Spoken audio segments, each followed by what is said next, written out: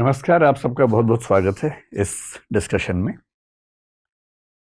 जो चैनल हमने शुरू किया करीब 2 सप्ताह पहले, उसका पर्पस ये है कि जो देश दुनिया के पढ़ाई लिखाई के मुद्दे हैं, जो देश के हर व्यक्ति को समझ में आने चाहिए, ताकि हमारे समाज में चर्चाओं का स्तर बेहतर हो सके।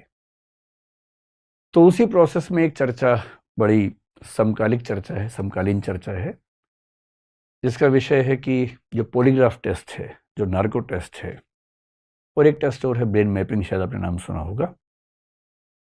इनको लेकर क्या पॉलिटिक्स है, इनके पीछे क्या साइंस है, क्या टेक्नोलॉजी है, क्यों होता है, होना चाहिए कि नहीं होना चाहिए, बहुत सारे सवाल हैं। और ये सवाल क्यों है, क्यों मेरे मन में आया? मन में इसलिए आया कि मैं पिछले 1 सप्ताह में जब घर जाता हूँ अपने, तो मेरे पिताजी टीवी देख रहे होते हैं, उनको न्यूज़ देखने का बड़ा शौक है।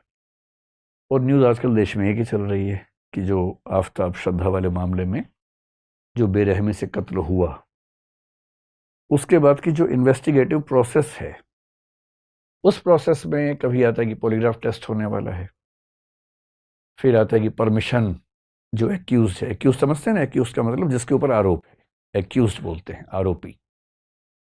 अभी कन्विक्ट नहीं है, कन्विक्ट का मतलब है जिसके ऊपर आरोप सिद्ध हो गया हो, जो अपराधी हो। तो ध्यान रखना है, अपराधी मतलब कन्विक्ट, एक्यूज्ड मतलब आरोपी जिस पे आरोप है। तो जो एक्यूज्ड है उसकी परमिशन मिलेगी तो पॉलीग्राफ होगा, उसकी परमिशन मिलेगी तो नार्को होगा, उसकी परमिशन मिलेगी तो ब्रेन मैपिंग टेस्ट होगा। तो मेरे पिताजी ने एक सवाल पूछा कि यार इतना इससे पूछते क्यों हैं, क्यों परमिशन चाहिए इसकी, ये तो क्रिमिनल है। और फिर अगले दिन सुन लिया कि टेस्ट हो गया, लेकिन इस टेस्ट के रिजल्ट को गवाही माना नहीं जा सकता है, प्रूफ माना नहीं जा सकता है, एविडेंस मान नहीं सकते हैं। तो उन्होंने मुझसे वैसे ही पूछा कि यार तुम इतने चीज़ों पर बोलते हो, थोड़ा इस पर बताओ ना कि ये क्या मामला है, हम समझ नहीं पा रहे। तो मैंने डिसाइड किया कि अगला जो डिस्कशन है इसी विषय पर करते हैं। मैं कानून का विद्यार्थी रहा हूँ, और इसमें बहुत सारे ऐसे मसले हैं जो कानून के हैं, तकनीक के हैं। और जो मैं आपके बारे में जानता हूँ वो ये कि आप सिंपल ग्रेजुएट्स हैं और अभी आपने यूपीएससी की तैयारी सीरियसली की नहीं है। तो मैं ये भी चाह रहा हूँ कि ऐसी ऑडियंस के सामने ही बात करूँ जो ऑडियंस देश के सामान्य ऑडियंस को रिप्रेजेंट करे, ताकि हर व्यक्ति इस बात को समझ सके। ठीक? तो मैं एक बहुत बुनियादी मुद्दे से बात शुरू करता हूँ, और वो ये है कि कोई सच बोल रहा है या झूठ कैसे पता लगाएं। आप में से कुछ लोग ऐसे होंगे जो चाह के भी झूठ नहीं बोल पाते होंगे, बोलते होंगे तो उनके चेहरे पर ऐसा भाव आ जाता होगा कि झूठ बोल रहे हैं, छिपा ही नहीं पाते हैं। ऐसे लोगों के बारे में एक बहुत प्रसिद्ध कवि हरिवंश राय बच्चन, आपने नाम सुना होगा, अमिताभ जी के पिताजी और अभिषेक बच्चन के दादाजी। उन्होंने एक बड़ी अच्छी पंक्ति लिखी थी खुद को संबोधित करते हुए, गर छिपाना जानता तो जग मुझे साधु समझता, शत्रु मेरा बन गया है छल रहित व्यवहार मेरा। यानी मुझे छिपाना नहीं आता, अगर मुझे छिपाना आता तो लोग मुझे साधु समझते, पर मैं छिपा ही नहीं पाता हूं। तो मेरी कमजोरियां, मेरी गलतियां सामने आ जाती हैं, और लोग समझ जाते हैं कि मैं साधु नहीं हूं, मैं एक बहुत सामान्य व्यक्ति हूं। पर आप में से कुछ लोग शायद ऐसे भी हों जिनको बहुत सफाई से बात छिपाने की आदत आती हो। आपको न भी आती हो, आपके आसपास ऐसे कुछ लोग तो होंगे ही होंगे जो झूठ बोलते हैं और बड़ी सफाई से बोलते हैं, कायदे से बोलते हैं। उनके बारे में भी एक बहुत प्रसिद्ध शायर ने एक शेर लिखा, वसीम बरेलवी, शायद नाम सुना हो आपने, बहुत प्रसिद्ध शायर हुए हैं। वो कह रहे हैं, वो झूठ बोल रहा था बड़े सलीके से, वो झूठ बोल रहा था बड़े सलीके से, मैं एतबार न करता तो क्या करता। ऐसे भी लोग होते हैं। अब दिक्कत यह है कि हम जिस सोशल सेटिंग में हैं, जिस समाज में हैं, जिन संबंधों में हैं, हमारे बहुत सारे फैसले इस बात पे टिके होते हैं कि हमसे जो व्यक्ति बात कर रहा है वो सच बोल रहा है कि झूठ बोल रहा है। और ऐसी कोई मशीन तो है नहीं कि हम जान लें। तो फिर लोग क्या करते हैं? बहुत छोटा बच्चा झूठ नहीं बोलता है, क्योंकि उसके पास झूठ बोलने की कोई वजह नहीं है, उसे झूठ बोलने की समझ भी नहीं है। बहुत छोटा बच्चा जब झूठ बोलना सीखता भी है तो पकड़ा जाता है, क्योंकि उसको झूठ बोलने की अदा नहीं आती है। सूरदास के काव्य में एक बड़ा अच्छा प्रसंग है, जिसको यूं समझिए कि कृष्ण जी ने मक्खन खा लिया है, उनकी माँ को पता लगा कि मक्खन गायब हो गया है। माँ ने बच्चे से पूछा, बेटा मक्खन गायब हो गया, तुमने तो नहीं लिया? कृष्ण जी के मुंह पे मक्खन लगा हुआ है, चेहरे पे, नाक पे, सब जगह लगा हुआ है, और बड़ी मासूमियत से कह रहे हैं, नहीं मम्मी मुझे तो नहीं पता मक्खन कहाँ चला गया। अच्छा, मम्मी भी बहुत खुश हो रही है उस अदा पे, उस बचपन को देख के, कह रही है, बेटा तुमने तो नहीं लिया होगा, मैं जानती हूँ। कृष्ण ने कहा कि मम्मी मैंने तो नहीं खाया, पता नहीं किसने खा लिया। तो मम्मी कह रही है कि बेटा मैं जानती हूँ तुम तो खा ही नहीं सकते हो, तुम तो बहुत ही अच्छे बच्चे हो, चलो हम मिलकर ढूंढ दें किसने खाया, कहाँ चोरी हो गया। वो दोनों ढूंढ रहे हैं। अब बच्चा नहीं समझ पा रहा है कि बच्चे की चोरी पकड़ी जा चुकी है, क्योंकि बच्चों को झूठ बोलना नहीं आता है। सीखते हैं समय के साथ साथ, हम सब ने सीखा है, आपने भी सीख लिया होगा, लेकिन बहुत छोटे बच्चों को नहीं आता है। बोलते हैं क्योंकि बच्चों के पास अपने डिफेंस का एक ही मैकेनिज्म है, झूठ बोलना। जब उनको लगता है कि फंस जाएंगे, जब उनको लगता है कि पिटाई हो जाएगी, तो झूठ बोलना एक डिफेंस मैकेनिज्म है। वो झूठ बोलते हैं, पकड़े जाते हैं, फिर पिटते हैं, फिर दो पिटाइयाँ होती हैं, एक तो गलत काम की, एक झूठ बोलने की भी होती है अलग से। धीरे धीरे बच्चे अभ्यस्त हो जाते हैं कि झूठ ऐसे बोलना है कि पकड़ा ना जाए। और फिर वो जब थोड़े मैच्योर होते हैं, किशोरावस्था में आते हैं, वहां तक आ जाते, झूठ ठीक से बोलने लगते हैं। किशोरावस्था में उनकी उम्र में ऐसी चीजें होती हैं, फिजिकल चेंजेस होते हैं, उनका पर्सपेक्टिव चेंज होने लगता है। पेरेंट्स उनको दोस्त कम दुश्मन ज्यादा नजर आने लगते हैं, झूठ बोलने की वजहें बढ़ जाती हैं। अपना गैंग होता है, उस गैंग में सारी बातें होती हैं, कितना बताएं। तो जरूरत पड़ने पर, अगर पेरेंट्स बहुत अच्छे हैं तो झूठ की जरूरत नहीं है, टीचर्स बहुत अच्छे हैं तो झूठ की जरूरत नहीं पड़ती है। पर अगर टीचर्स और पेरेंट्स उतने समझदार ना हो तो बच्चों के पास एक ही रास्ता बचता है कि झूठ बोल के अपने आप को बचाएं, अपने रास्ते निकालें। अब पेरेंट्स बड़े खुंदक में रहते हैं, वो जानना चाह रहे हैं कहाँ गया था, किससे बात कर रहा था। बच्चा नहीं बताएगा। पेरेंट्स उसका फोन चेक करेंगे तो बच्चे नाम ही कुछ और सेव कर रखा है। चेक कर लीजिए, कितना भी चेक कर लीजिए। बात हो रही थी भारती से, नाम लिखा भारत, अब कितना आप कर लेंगे, कितना चेक कर लेंगे। ऑफिस लिखा हुआ है, ऑफिस बॉस, आप कितना चेक करेंगे। बच्चों के पास उपाय है इस चीज का। तो दुनिया के हर समाज में पेरेंट्स के सामने, टीचर्स के सामने, राज्य के सामने एक चुनौती ये रही है कि सच कैसे जाने। तो इसके उपाय कई तरह के, कुछ इमोशनल उपाय हैं, जैसे पेरेंट्स करते हैं, दोस्त करते हैं, खा मेरी कसम, एक तो ये उपाय है। जब आपको शक हो किसी पे कि झूठ बोल रहा है, आप क्या बोलेंगे? मेरी कसम खा, मुझे छू के बोल, मर जाऊंगा मैं झूठ बोला तो जो इमोशनली कच्चे लोग हैं वो घबरा जाते हैं, नहीं नहीं नहीं, मैं ऐसे नहीं मरना चाहिए, होगा अच्छा सॉरी मैंने झूठ बोला। पर ये भी 2-4 बार चलता है, उसके बाद वो व्यक्ति मजबूत हो जाता है, उसको पता है मरता मरता कोई है नहीं, बिना बात के मरता हर बार मैं ही हूं। फिर अगली बार वो बोलता है कि कसम से भाई, तेरी कसम, सिर पे हाथ रख, तेरी कसम, और उसे फर्क ही नहीं पड़ रहा, इतना सफाई से झूठ बोल रहा है, और सामने वाला होता कसम तो झूठी नहीं खाएगा, तो इसका मतलब सच है, भरोसा कर लिया। कुछ लोग और करते हैं कि अगर तू झूठ बोल रहा है तो ये जो मिर्च है इसमें धुआं निकलेगा, आग लगाएंगे तो नहीं तो धुआं नहीं निकलेगा, कुछ ऐसे उपाय करते हैं। चाइना में एक उपाय ये किया गया, जिसको आप पॉलीग्राफ का पहला एग्जाम्पल दुनिया का मान सकते हैं, कि जो अभियुक्त है उसको कच्चा चावल खिलाते थे,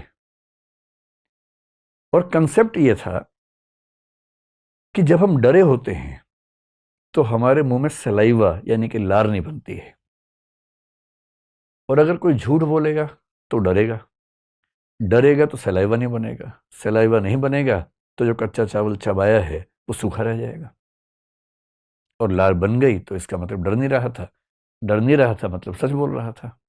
बहुत ट्रेडिशनल उपाय है, बहुत मीनिंगफुल नहीं है, लेकिन हाँ ऐसा होता था गांवों में। अब पुलिस क्या करे?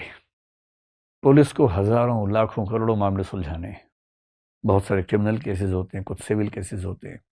तो सिविल से तो पुलिस का ज्यादा लेना देना नहीं है, पर क्रिमिनल तो है। क्रिमिनल का मतलब जिसमें हत्या हो, कोई चोरी हो, डकैती हो, बलात्कार हो, वो सब क्रिमिनल केसेस हुए।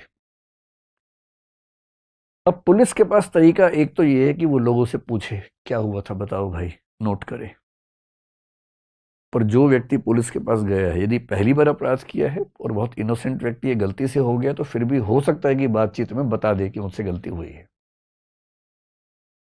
पर जो घाघ है, जो अभ्यस्त है, हैबिचुअल है, उसको अच्छे से पता है कि पुलिस कुछ भी पूछ ले, क्या बोलना है क्या नहीं बोलना है।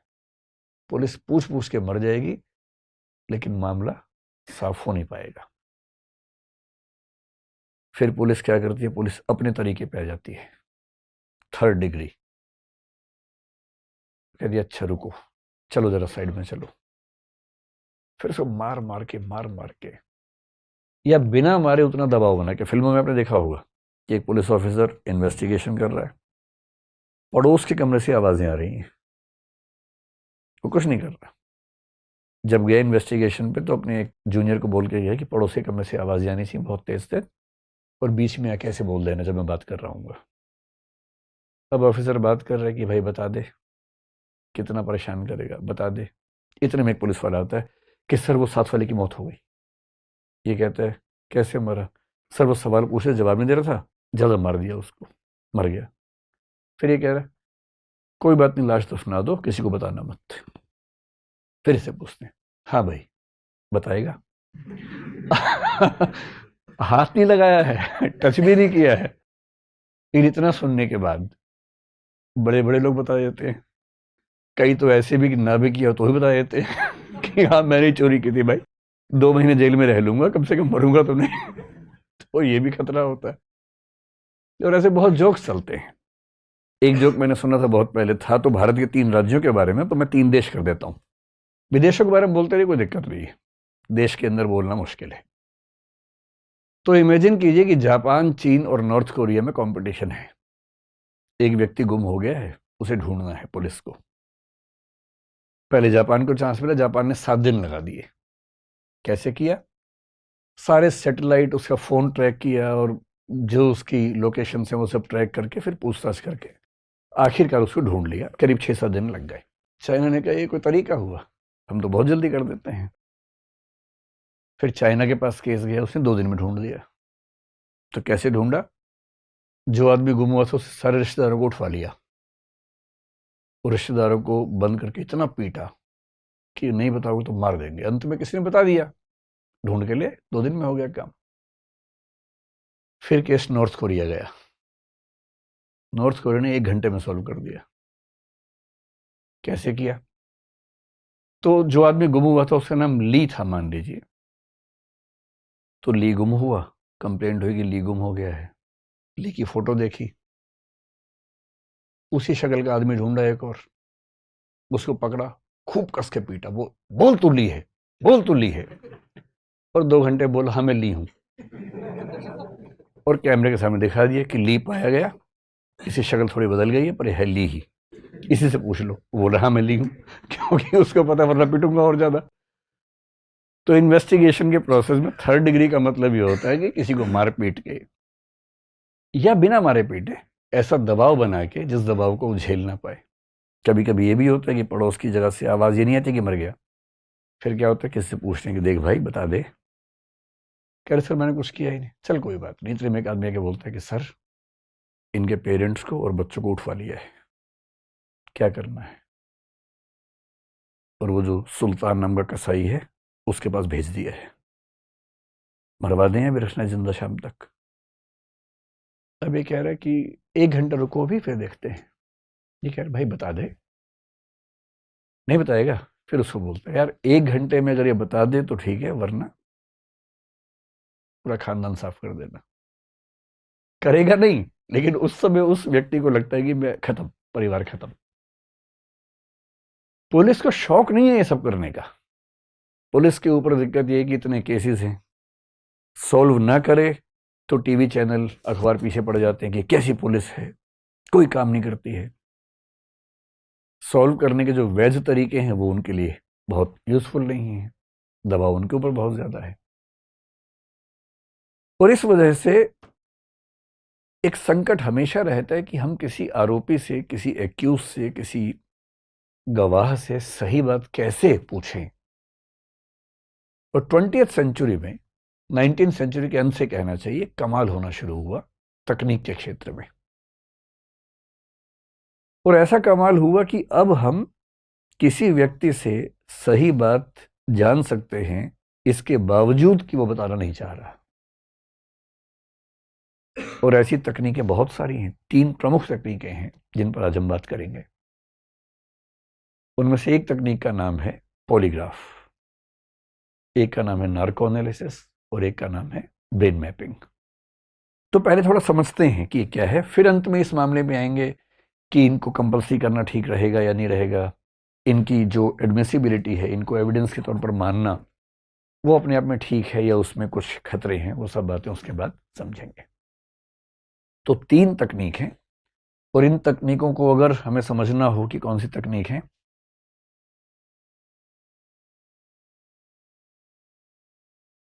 एक शब्द है जिससे हम बात शुरू करेंगे, उसको बोलते हैं DDT। DDT सुनते ही आपको बचपन वाला याद आ गया होगा अपना, है ना? ये वो DDT नहीं है, इसको बोलते हैं डिसेप्शन डिटेक्शन टेक्निक। डिसेप्शन मैं उम्मीद कर रहा हूं कि आप समझ पा रहे होंगे, डिटेक्शन भी समझ पा रहे होंगे, और टेक्निक तो खैर कोई बात ही नहीं है। डिसेप्शन का मतलब है धोखा, कि आप कुछ छिपा रहे हैं, झूठ बोल रहे हैं या सच नहीं बोल रहे हैं। डिसीव करना, धोखा देना।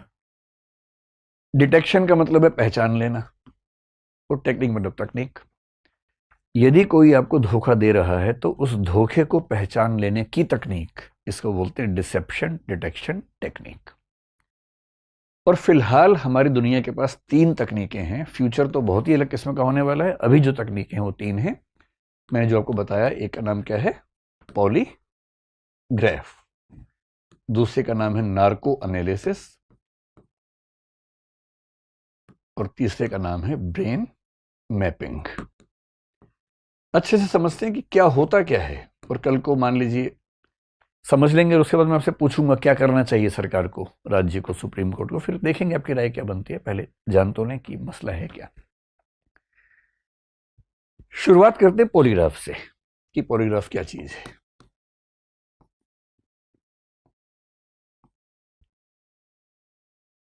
पॉलीग्राफ के लिए एक शब्द आपने और सुना होगा, उसको बोलते हैं लाई डिटेक्शन टेक्निक। कभी आपने सुना है कि झूठ पकड़ने वाली मशीन होती है कुछ, लाई डिटेक्टर? तो लाई डिटेक्टर को ही बोलते हैं पॉलीग्राफ। पॉलीग्राफ उस मशीन का नाम है जो झूठ पकड़ती है, इसलिए सामान्य भाषा में बोलते हैं झूठ पकड़ने की मशीन या लाई डिटेक्टर।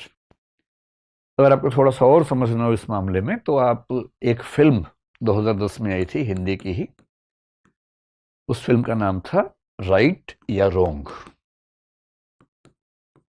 आप में से कितने लोगों ने ये फिल्म देखी है? बस 3 लोगों ने देखी है। चलिए देख लीजिएगा इसी बहाने। ये फिल्म लगभग पूरी तरह से इसी टेस्ट पे बेस्ड है। सनी देओल इसमें एक कैरेक्टर है जिसके ऊपर टेस्ट किया गया, और टेस्ट फेल हो गया। ये टेस्ट फेल हो जाता है, कोई बहुत समझदार आदमी टेस्ट को फेल कर देता है। इससे भी मन ना माने तो एक टीवी पे प्रोग्राम आया था कुछ साल पहले जिसका नाम था सच का सामना। ये आपने शायद देखा होगा, आपकी जनरेशन की बात है, 5-7 साल पहले मेरे ख्याल से आया था। राजीव खंडेलवाल एक एक्टर हैं, वो इसको होस्ट करते थे। 2 इसके सीजन्स आए थे, फिर बंद हो गया था। बड़ा खतरनाक प्रोग्राम था। इसमें जो पार्टिसिपेंट थे, उन्हें इस मशीन के सामने बैठना होता था और उनसे पर्सनल लाइफ पे सवाल पूछते थे। झूठ बोलेंगे तो मशीन बोल देगी झूठ बोल रहा है, सच बोल देंगे तो प्राइज तो मिल जाएगा, रिश्ते टूट जाएंगे उसके बाद। और उनके परिवार के लोग साथ में बैठे होते थे वहां पर। अब सोचिए कि एक पति पार्टिसिपेंट है, पत्नी बहुत खुश होकर आई है कि आज मेरे पति का टेस्ट है, प्राइज मिलेगा, और उसी में एक सवाल ऐसा आ गया। पति ने जवाब दिया बड़ा अच्छा सा, कुछ भी पूछा कि क्या किसी और को पसंद करते हैं आजकल? पति ने कहा नहीं, तो मशीन बोली झूठ बोल रहा है। अब उसके बाद क्या बचा? प्राइज मिल भी गया तो घर तो जा नहीं पाएगा पैसे लेके, पिटाई तो होगी उसके बाद। तो वैसा एक टीवी प्रोग्राम चला था सच का सामना, कहीं मौका मिला तो एक एपिसोड देखिए उससे क्या है। बहुत डिबेट्स हुई थी उस पर और बाद में फिर वो बंदी हो गया था। तो ये पॉलीग्राफ टेस्ट के बेस पर कुछ प्रोग्राम्स जो मीडिया में दिखाए गए वो हैं। पॉलीग्राफ टेस्ट क्या होता है देखिए, इसका जो प्रिंसिपल है, एक शब्द समझते हैं, वो शब्द है साइकोसोमैटिक इंटरेक्शन। सारा खेल इस प्रिंसिपल का है। साइकोसोमैटिक शब्द बहुत पॉपुलर है साइकोलॉजी में, कोई मुश्किल चीज नहीं है। मुश्किल शब्द बड़े आसान होते हैं अगर उसका मतलब समझ लें तो। साइकोसोमैटिक का मतलब है, साइको मतलब जो चीज मन में शुरू होती है, सोमैटिक मतलब जिसका असर शरीर पे भी चला जाता है। फिलॉसफी की दुनिया में, अभी साइकोलॉजी की बात करेंगे, बहुत लंबे समय से एक डिबेट रही है कि जो हमारा सिस्टम है, हम जो एक ह्यूमन बीइंग है, हम क्या हैं बेसिकली। क्या हम शरीर हैं? कुछ कहते हैं नहीं, शरीर तो बदलता रहता है, मर भी जाता है, पर आत्मा स्थायी रहती है। आत्मा है या नहीं है तो कैसी है, इसका प्रमाण तो कुछ है नहीं, ये तो एजम्पशंस है, मान्यताएं हैं। अधिकांश धर्म मानते हैं इस चीज को, कई दार्शनिक मानते हैं, पर आत्मा को किसी ने देखा तो नहीं है, साबित तो नहीं किया है, वो तो एक एजम्पशन है। तो कोई कहता है कि नहीं, हम आत्मा हैं, हम शरीर नहीं है। कोई कहता है कि शरीर भी है, आत्मा भी है, इनके बीच में एक इंटरेक्शन होता रहता है, जैसे डेकार्ट एक फिलोसोफर ने कहा। भारत में आमतौर पर माना गया कि हम शरीर नहीं हैं, हम आत्मा हैं। शंकराचार्य ने कहा, कई लोगों ने कहा। इस पर कभी डिस्कस करेंगे कि आत्मा और चेतना को लेकर जो लेटेस्ट टेक्नोलॉजिकल डेवलपमेंट्स हैं, रिसर्चेज हैं, वो क्या संकेत कर रही हैं। बहुत इंटरेस्टिंग आजकल हैं चीजें ये वाली। और हो सकता है कि सभी धर्मों की मान्यताएं एग्जैक्टली साबित ना हो पाए अगर विज्ञान ने कुछ और एक्सपेरिमेंट्स उस रास्ते पे कर लिए तो। और विज्ञान और धर्म का झगड़ा सदियों से चल रहा है। धर्म की मान्यताएं होती हैं, विज्ञान उनमें से कुछ को साबित कर देता है, कुछ को खारिज कर देता है, ये सब चलता रहता है, नॉर्मल बात है। तो साइकोसोमैटिक का मतलब ये हुआ कि चेतना या मन में शुरू होने वाली कोई चीज यदि शरीर पे भी असर पैदा कर दे, उसको बोलते हैं साइकोसोमैटिक। जैसे जब आप चिंतित होते हैं, आपका मूड जब खराब होता है, मूड खराब होने की वजह क्या है? एक फीलिंग होती है। फीलिंग तो एक मन की बात है।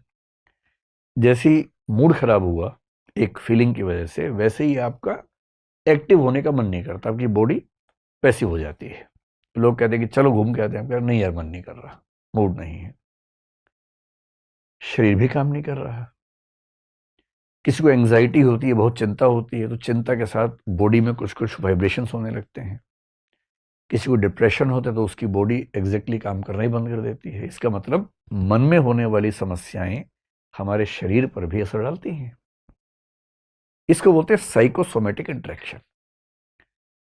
तो पॉलीग्राफ की शुरुआत जिस व्यक्ति ने की थी बहुत पहले 19वीं सेंचुरी में, उसका नाम था लोम्ब्रोसो। लोम्ब्रोसो एक बहुत कमाल का आदमी है, इसकी बात हम कभी करेंगे, कभी एक वीडियो इस बारे में बनाएंगे कि कोई व्यक्ति अपराध क्यों करता है, अपराध करने की वजह क्या है। इस व्यक्ति ने ये एक किताब लिखी, द क्रिमिनल मैन नाम से किताब लिखी, और उस किताब में उसने जो व्याख्या दी, वो व्याख्या ये कहती है, ये लोम्ब्रोसो व्यक्ति है जो मॉडर्न क्रिमिनोलॉजी है उसका फादर उसको बोलते हैं। इटली के व्यक्ति थे, 19वीं सेंचुरी के अंत में 1876 के आसपास काम कर रहे थे। इटालियन में किताबें लिखी। उस इटालियन की जो सबसे प्रसिद्ध किताब है लुओमो डेलिंक्वेंटे, इटालियन भाषा में, उसका इंग्लिश अनुवाद है the criminal man. Criminal man इस किताब का नाम है। उन्होंने एक थियरी दी, और थियरी ये दी कि डार्विन का नाम सुना आप लोगों ने? डार्विन ने 1859 और 1871 में 2 बुक्स लिखी थी, और ये 1876 में लिख रहे हैं, उनके 5 साल के बाद लिख रहे हैं। तो उस समय डार्विन का ऐसा प्रभाव था कि यूरोप के सभी चिंतक डार्विन के दीवाने थे, ये भी दीवाने थे। डार्विन ने बताया था कि इवोल्यूशन होता है, उद्विकास होता है। उसी इवोल्यूशन के प्रिंसिपल को इन साहब ने अप्लाई किया और कहा कि जो लोग अपराध करते हैं वो दरअसल वो लोग हैं जो इवोल्यूशन की दौड़ में थोड़ा सा पीछे रह गए हैं, जिनमें एनिमल्स वाली टेंडेंसीज थोड़ी बची हुई हैं, ह्यूमंस वाली थोड़ी कम है, क्योंकि इवोल्यूशन कम हुआ है। इतना ही नहीं, 4000 अपराधियों का अध्ययन किया, 400 डेड बॉडीज का अध्ययन किया, उनके चेहरे के जितने फीचर्स हैं उनके बहुत सारे अनुपात निकाले कि नाक का साइज कितना है, आंख का साइज कितना है, उन सब के बहुत सारे रेशो निकाले, उन रेशोज के बेस पे व्याख्याएं की और कहा कि जो इंसान का स्ट्रक्चर है 3 तरह का होता है, एक एक्टोमॉर्फ होता है, एक एंडोमॉर्फ होता है, एक मेसोमॉर्फ होता है। एक्टोमॉर्फ जो बहुत पतले और लचक वाले व्यक्ति हैं, एंडोमॉर्फ जो भारी भरकम और गोल किस्म के लोग हैं, और जो अपराधी हैं वो मेसोमॉर्फ हैं, जो लंबे हैं, गठा हुआ शरीर है और कुछ खास फीचर्स बताए, नाक कैसी होगी। आगे चल के ये भी बता दिया कि चोर का स्ट्रक्चर कैसा होगा, डाकू का कैसा होगा, रेपिस्ट का कैसा होगा, मर्डर का कैसा होगा, उन सब के स्ट्रक्चर बता दिए और बहुत सारे चित्रों के साथ बताया। अगर आप चित्र देखना चाहें तो ये उनकी किताब के कुछ चित्र हैं। इस हद तक व्याख्या की। और आजकल जो व्याख्या चल रही है वो तो और खतरनाक व्याख्या चल रही है। जैसे कल ही मैं एक रिसर्च पढ़ रहा था, एक व्यक्ति एक स्कूल में टीचर था और उसकी हरकतें थोड़ी सी खराब थी स्कूल के बच्चों के साथ, तो उसको जेल हो गई। उसके घर में एक गोद ली हुई बेटी भी थी, तो वो भी चिंता थी सरकार को।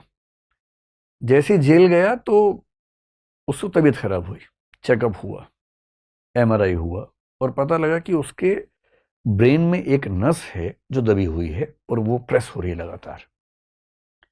छोटी सर्जरी हुई, वो नस ठीक कर दी गई और जैसे ही ठीक किया उसका आपराधिक व्यवहार खत्म हो गया, एकदम नॉर्मल ह्यूमन बीइंग हो गया एकदम, हर जगह ठीक से। उसको याद भी नहीं कि वो क्या करता था। सरकार ने स्टडी की और फिर उसको छोड़ दिया कि इसमें कोई खतरा नहीं है। वो अपने घर पे रहने लगा, काम करने लगा, एकदम ठीक हो गया। 6-8 महीने बाद फिर वो इंसान सोने लगा, फिर चेकअप हुआ, देखा फिर से वो एक ट्यूमर जैसा हिस्सा उसकी उस नस को प्रेस कर रहा है। और तब एक व्याख्या ये आने लगी, कहीं ऐसा तो नहीं कि हम अपराध इसलिए करते हैं क्योंकि हमारे ब्रेन में कुछ डिस्फंक्शन हो गया है। और यदि ब्रेन में डिस्फंक्शन है तो वो बेचारा कहाँ जिम्मेदार हुआ, वो तो उसके ब्रेन की जो एनॉमली है वो जिम्मेदार हो गई। बड़ी व्याख्याएं हैं। कोई बोलते हैं सोशल रीजंस हैं अपराध के, कोई बोलता है इकोनॉमिक रीजंस हैं, जैसे मार्क्सिस्ट लोग बोलते हैं आर्थिक वजह होती हैं अपराध के पीछे। कुछ लोग मानते हैं कि नहीं, व्यक्ति अपनी चेतना से अपराध करता है, वो जिम्मेदार होता है क्योंकि उसके पास एक फ्रीडम ऑफ कॉन्शियंस होती है, ये जिसको आप एक शब्द सुना होगा, संकल्प स्वतंत्र होता है, फ्रीडम ऑफ विल होती है। ये बहुत डिबेट्स हैं, इन पर कभी और बात करेंगे विस्तार में। अब ये समझिए कि इस लाम्ब्रोसो नाम के आदमी ने पहली बार एक मशीन बनाई जिसको आप पॉलीग्राफ का बहुत इनिशियल एग्जाम्पल मान सकते हैं। एक ग्लव बनाया, दस्ताना बनाया। जो अभियुक्त होता था उसको दस्ताना पहनाते थे, पानी में हाथ डालते थे, क्वेश्चंस पूछते थे। थियरी सिर्फ इतनी सी थी कि अगर ये झूठ बोलेगा तो उसका बीपी कम हो जाएगा और ब्लड प्रेशर नापते थे। बहुत ऑथेंटिक नहीं था, लेकिन पहला प्रयास उस व्यक्ति ने किया। उसके बाद 1915 में अमेरिका में एक व्यक्ति थे मार्स्टन नाम के, उन्होंने प्रयास किया। फिर 1921 में एक लार्सन नाम के आदमी अमेरिका में पुलिस के थे, उन्होंने बहुत प्रयास किया और करते करते बहुत डेवलप करने के बाद आज जो पॉलीग्राफ होता है, आज के पॉलीग्राफ में 3-4 चीजें हम लेके चलते हैं। ये पॉलीग्राफ हो रहा है एक महिला का। मेन प्रिंसिपल क्या है? Psychosomatic interaction. हम पूछेंगे सवाल और बुनियादी प्रिंसिपल है कि जब हम झूठ बोलते हैं हम थोड़े से अनईजी होते हैं, थोड़ा घबराते हैं, बेचैन होते हैं। सच बोलना सबसे बढ़िया होता है। सच बोलने में आपको याद नहीं रखना पड़ता क्या बोला है, कहाँ बोला है। झूठ बोलने वाले की मेमोरी बहुत शार्प होनी चाहिए, वरना आप 50 झूठ बोलेंगे, 51वीं जगह कॉन्ट्रडिक्शन कर देंगे, वैसे फंस जाएंगे। झूठ बोलना बड़ा मुश्किल और बड़ा गलत काम हो जाता है। तो जब हम झूठ बोलते हैं हमें थोड़ी सी बेचैनी होती है। तो बेचैनी से क्या क्या होगा? हमारा बीपी बढ़ेगा, हमारी जो सांस की गति है, रेस्पिरेशन है, वो बढ़ेगा। फिर ये भी हो सकता है कि उस समय हमें पसीना ज़्यादा आने लगे, स्वेटिंग होने लगे। यहाँ तक हो सकता है कि जो हमारे स्किन है, स्किन पे जो इलेक्ट्रिकल एक्टिविटी है, उसकी जो प्रवृत्ति है, हमारा पूरा शरीर इलेक्ट्रिकल एक्टिविटी से चलता है, इसको हम आगे समझेंगे भी थोड़ा सा, वो चेंज हो सकती है। आप आंख से आंख मिला के बात नहीं कर पाते हैं झूठ बोलते हुए, इसलिए जो आम लोग करते हैं वो आई कांटेक्ट से समझते हैं कि सच है कि झूठ है, चेहरे के भाव से समझते हैं। फिर आप सच बोल रहे हैं पर आराम से बात करेंगे, झूठ बोलते हुए आपका बॉडी मूवमेंट कुछ कुछ होने लगेगा क्योंकि आप असहज हैं उस समय। इन सारे प्रिंसिपल्स को मिला के ये तय किया गया कि हम तीन चार एक्टिविटीज को जज करके समझ सकते हैं कि आदमी झूठ बोल रहा है कि सच बोल रहा है। ये जो मशीन है इसमें क्या क्या है, इसमें आप देखेंगे कि एक तो अगर आप ध्यान से देख पाए, यहां इसकी दो उंगलियों में कुछ लगा हुआ है। ये जो उंगलियों में है इसको बोलते हैं इलेक्ट्रोड। और इलेक्ट्रोड क्या होता है आपको आइडिया है ही, जो इलेक्ट्रिक सिग्नल्स को कन्वे करने या रिसीव करने के इंस्ट्रूमेंट्स होते हैं, डिवाइसेस होती हैं। इससे क्या होता है, इससे ये पता लगता है कि जो स्किन है, जब कोई झूठ बोलेगा उसकी स्किन की इलेक्ट्रिकल एक्टिविटी चेंज होने लगती है। तो इससे ये पता लगता रहता है कि इसकी स्किन की इलेक्ट्रिकल एक्टिविटी अब कैसी है, पिछले सवाल में कैसी थी, अगले सवाल में कैसी हो गई, उसको हम नोट करते हैं। ये जो टेप इसके पेट पर बंधी है इसको बोलते हैं न्यूमोनिक टेप या न्यूमोनिक ट्यूब कहते हैं। न्यूमोनिक ट्यूब का काम ये होता है, न्यूमोनिक में पी होता है शुरू में, क्यों होता है मुझे आज तक नहीं समझ में आया, लेकिन होता है। न्यूमोनिक ट्यूब ये बंधी है पेट पर और छाती पे। इसका पर्पस है ये देखना, सवाल पूछे जाते हैं इस टेस्ट में, हर सवाल का जवाब देते समय सांस की गति कम हुई कि ज्यादा हुई, ये इस टेप से पता लगता है। और ये सारे इनपुट्स कहाँ जा रहे हैं, कंप्यूटर में, वहां चल रहा है साथ साथ। तीसरी चीज इस टेस्ट में होती है जो आप देखेंगे ये बाह पे, इसको बोलते हैं बीपी कफ। आपने देखा होगा जब किसी का बीपी लेते हैं यहां पर एक बांधते हैं कफ, है ना। इससे ये भी देखते हैं कि हर सवाल के जवाब में बीपी बढ़ा या कम हुआ। और चौथा जो एक कुर्सी है वो सामान्य कुर्सी नहीं होती है, ये कुर्सी इस व्यक्ति का वजन बीच में है कि साइड में है कि आगे है कि पीछे है, कितनी मूवमेंट हो रही है किस सवाल में, वो चेक करती है। तो जो चेयर है ये चेयर भी स्पेसिफिकली डिजाइन्ड चेयर होती है। अब क्या होता है कि इस व्यक्ति को बुला लिया, पहले इसको पता होता है कि टेस्ट हो रहा है, उसकी परमिशन से ही टेस्ट होता है, ऐसे नहीं होता है हमारे देश में। फिर पहले प्री टेस्ट होता है इंटरव्यू, जो व्यक्ति टेस्ट करेगा, जो एक मनोविज्ञान की समझ रखता है, अपराध विज्ञान की समझ रखता है, क्वेश्चनियर बनती है, प्रश्नावली बनती है। पहले उसको बताते हैं कि देखो भाई ये टेस्ट आपने अपनी मर्जी से दिया है, तनाव की बात नहीं है, कुछ सवाल पूछेंगे, डरना वरना एकदम नहीं है, ये मशीन कोई करंट नहीं लगेगा, सिंपल सी बात है कि ये एनालाइज करेंगे कि आप कितना सच बोल रहे हैं। उसको एट ईज ले आते हैं कि तनाव ना हो उसको। फिर जब टेस्ट शुरू होता है कुछ ऐसे सवाल पूछ लेते हैं अजीब अजीब से, आलू का रेट क्या चल रहा है आजकल, कुछ भी ऐसे, ताकि उन सवालों से उसको ये समझ में आए कि एक सामान्य सवाल पे उसकी ये सब रेट्स क्या चलती रहती है, या उसके घर के बारे में, परिवार के बारे में कुछ सामान्य सवाल पूछ लेते हैं। बीच बीच में वो सवाल आते हैं और देखते हैं कि सामान्य सवाल में सारे रेट्स क्या थी, उस सवाल में रेट्स क्या हुई। और फिर उस व्यक्ति के हिसाब से, क्योंकि क्या होता है ना, कुछ बहुत मासूम लोग हैं, अब जैसे आप में से किसी को कोई बिठा दे यहाँ पर, आप कितना भी सच बोलेंगे, इसी घबराहट में ये मशीन के सारे पैरामीटर बढ़ जाएंगे कि पता नहीं क्या होने वाला है मेरे साथ। जो मासूम व्यक्ति होते हैं उनका तो हर जवाब हाई पर रहता है, उस समय घबरा जाते हैं। कुछ हैं सुपर घाट टाइप के लोग, उन्हें मशीन लगा ऐसे बैठे हो, वो कह रहे हैं कि देखिए डरने की बात नहीं है, मैं डर ही नहीं रहा, तुम क्यों डर रहे हो, पूछो सवाल। उन्हें फर्क ही नहीं पड़ रहा, इतना अच्छा झूठ बोलते हैं, इतना सलीके से, मैं एतबार न करता तो क्या करता, उस वाले भाव से। तो ऐसा हो सकता है कोई आदमी झूठ बोल रहा हो लेकिन इतने कॉन्फिडेंस से कि ना हिल रहा है, ना हार्ट बीट्स बढ़ रही हैं उसकी, ना स्किन का करंट चेंज हो रहा है, ना श्वसन की गति बदल रही है, कुछ नहीं हो रहा उसको। और जो बेचारा मासूम से चला गया सब कुछ बढ़ गया अचानक डर के मारे, ये खतरा तो होता ही है इसमें।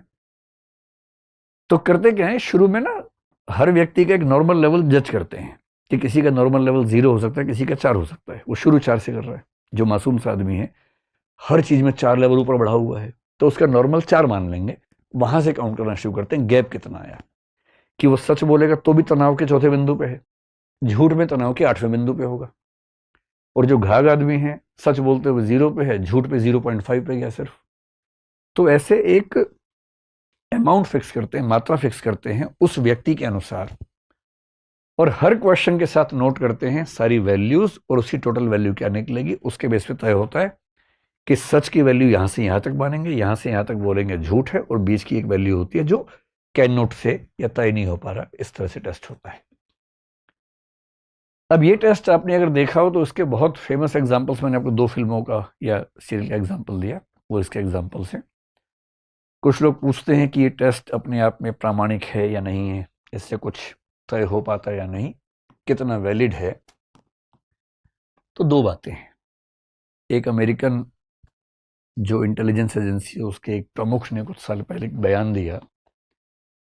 उन्होंने कहा कि टेस्ट एकदम बेकार है, अमेरिकन के लिए तो काम करता है, बाकी लोगों के लिए काम नहीं करता, क्योंकि उसको ये भरोसा है कि अमेरिका के लोग सच्चे होते हैं, बाकी लोग झूठे होते हैं। उससे कहा हमने कई ईस्ट यूरोपियन लोगों को देखा जो इस मशीन को आराम से धोखा दे सकते हैं।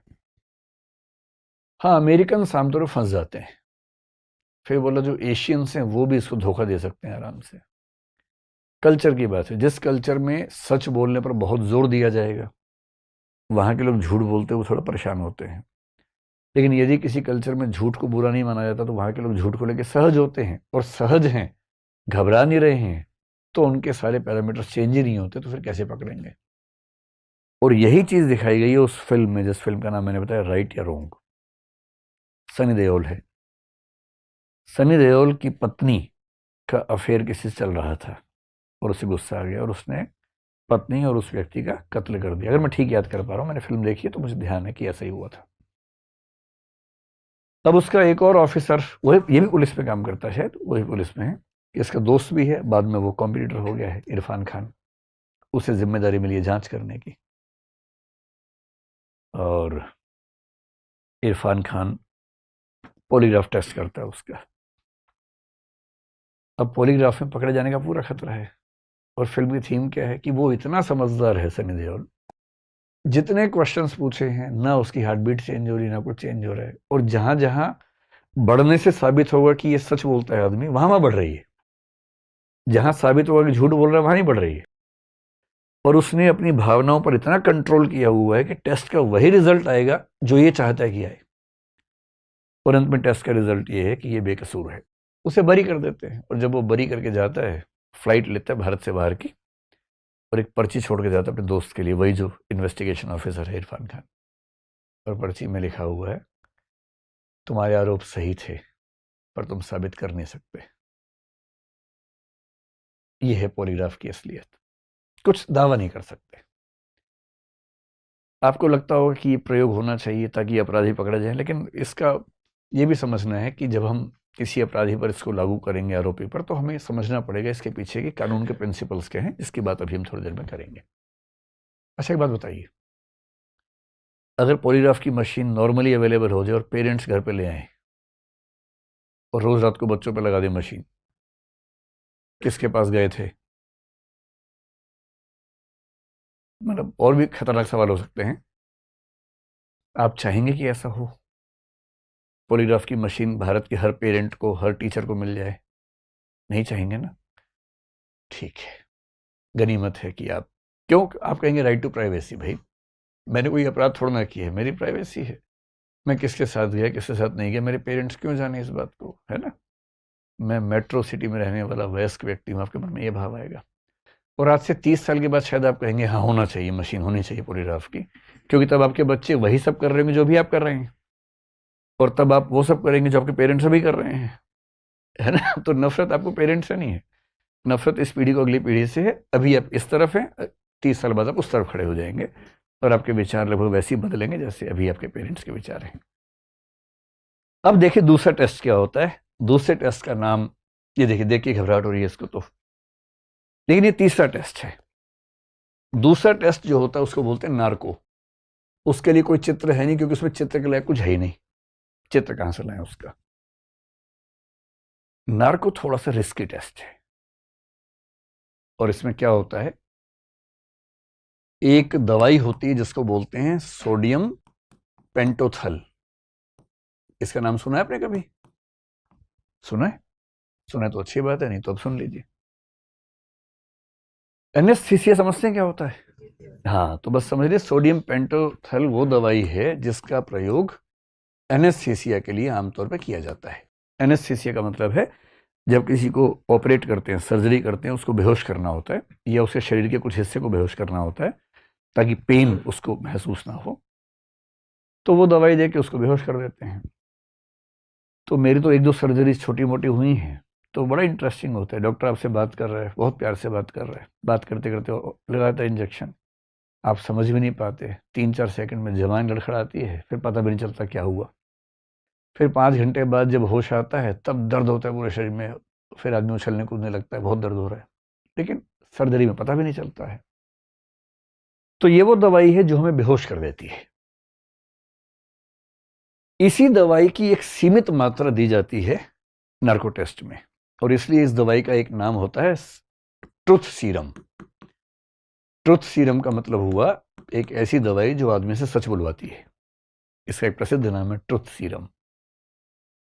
तो क्या होता है, इस दवाई का असली पर्पज है कि इसको दें तो कुछ घंटों के लिए व्यक्ति एकदम एक खास अवस्था में चला जाता है। उस अवस्था का नाम होता है हिप्नोटिक स्टेट। आपने हिप्नोटिज्म का नाम सुना है? हिप्नोटिज्म में हम जिस स्टेज में जाते हैं उसका नाम है हिप्नोटिक स्टेट। आप सम्मोहित हैं, किसी ने आपको सम्मोहित कर लिया, और सम्मोहन कई लोग सच में करते हैं, उसके पीछे एक पूरी न्यूरोसाइंस काम करती है। पैरासाइकोलॉजी में आजकल खूब स्टडीज इस पे होती हैं, कभी वो भी डिस्कस करेंगे। जब कोई हिप्नोटिक स्टेट में होता है या हिप्नोटाइज हो गया होता है, इसका मतलब ये जो दवाई से हुआ, और भी तरीके हो सकते हैं। इस समय क्या होता है, एक सिडेटिव स्टेट कहते हैं, वो भी इसी का नाम है। तो इनमें से कोई भी शब्द आप पढ़े इसका वही मतलब। इसमें होता क्या है, आप सोए नहीं हैं, आप जाग रहे हैं, हल्की हल्की चेतना है, बीच में नींद आ जाती है, फिर कोई थप्पड़ मार के उठा देगा तो उड़ जाएंगे, ये चलता रहता है। इस समय आपकी basic intelligence, basic response system काम कर रहा है। किसी ने आपसे क्वेश्चन पूछा, आप उसका आंसर दे पा रहे हैं, कोई दिक्कत नहीं। हाँ, ये है कि पूरा सेंटेंस नहीं बोल पा रहे, थोड़ा सा बोलते हैं, सो जाते हैं, फिर उठाया, फिर थोड़ा सा बोला, ये सब चलता रहता है। आपकी मेमोरी काम कर रही है, उसमें कहीं कोई दिक्कत नहीं है, आप क्वेश्चन आंसर कर पा रहे हैं, मेमोरी कर पा रहे हैं, ठीक है वहां तक। लेकिन जो एक चीज होती है इमेजिनेशन, एक चीज होती है क्रिएटिविटी, एक चीज होती है एनालिसिस या एनालिटिकल एबिलिटी, ये आपकी उस समय गायब हो जाती है। आप कुछ इमेजिन नहीं कर सकते, कुछ नया नहीं सोच सकते, ये नहीं सोच सकते कि इस सवाल का जवाब देने से मुझ पर क्या असर पड़ेगा, एनालाइज नहीं कर पाएंगे। और इसका मतलब ये हुआ क्योंकि आप ये सब कर नहीं पा रहे, आप कोई नई कहानी जोड़ नहीं पाएंगे। वरना कोई आपसे पूछे कहाँ गए थे, तो अब मैं चिंटू के पास गया था, गए थे चिंटी के पास, लेकिन आप बोल रहे चिंटू के पास गया था। पापा भी समझदार है, पापा ने फोन कर दिया उसको। और दोस्त लोग इतने बढ़िया होते हैं, पहले से उनकी अंडरस्टैंडिंग रहती है। जैसे फोन आया एक्स के पापा का चिंटू के पास कि बेटा तुम्हारे पास आया था, बोला हाँ अंकल अभी तो गया, अभी 1 मिनट पहले गया, अभी। क्योंकि उसको पता है जब भी अंकल का फोन है ये बोलना है। एक तो जोक चल रहा था कि एक बच्चा घर पे नहीं है, तो पेरेंट्स ने 10 दोस्तों को फोन किया, उनमें से 8 ने कहा अभी भी गया है, दूर दूर रहते थे, अभी भी गया है। एक ने कहा अंकल बाथरूम में अभी आ रहा है, और एक तो आवाज बदल के बोला मैं ही तो बोल रहा हूँ पापा, जबकि वो घर में था बच्चा। दोस्त तो पार्टनर्स इन क्राइम है ना, वो तो हिस्सेदार हैं, उनकी गवाही की क्या वैल्यू है। लेकिन जब कोई गवाही लेगा, अब मान लीजिए कि कोई फंस गया और उसको ये इंजेक्शन लगा दिया, और फिर उससे पूछा, अब मैं अगला सवाल पूछूंगा, क्या पेरेंट्स के हाथ में आना चाहिए कि आप घर आए, पेरेंट्स लगाए इंजेक्शन, लेटाया कि चल बेटा आप बताना शुरू कर कहाँ गया था, और आप सारे नाम बता देंगे उसके बाद, तो कितना रिस्की हो जाएगा। तो आप इमेजिन नहीं कर सकते।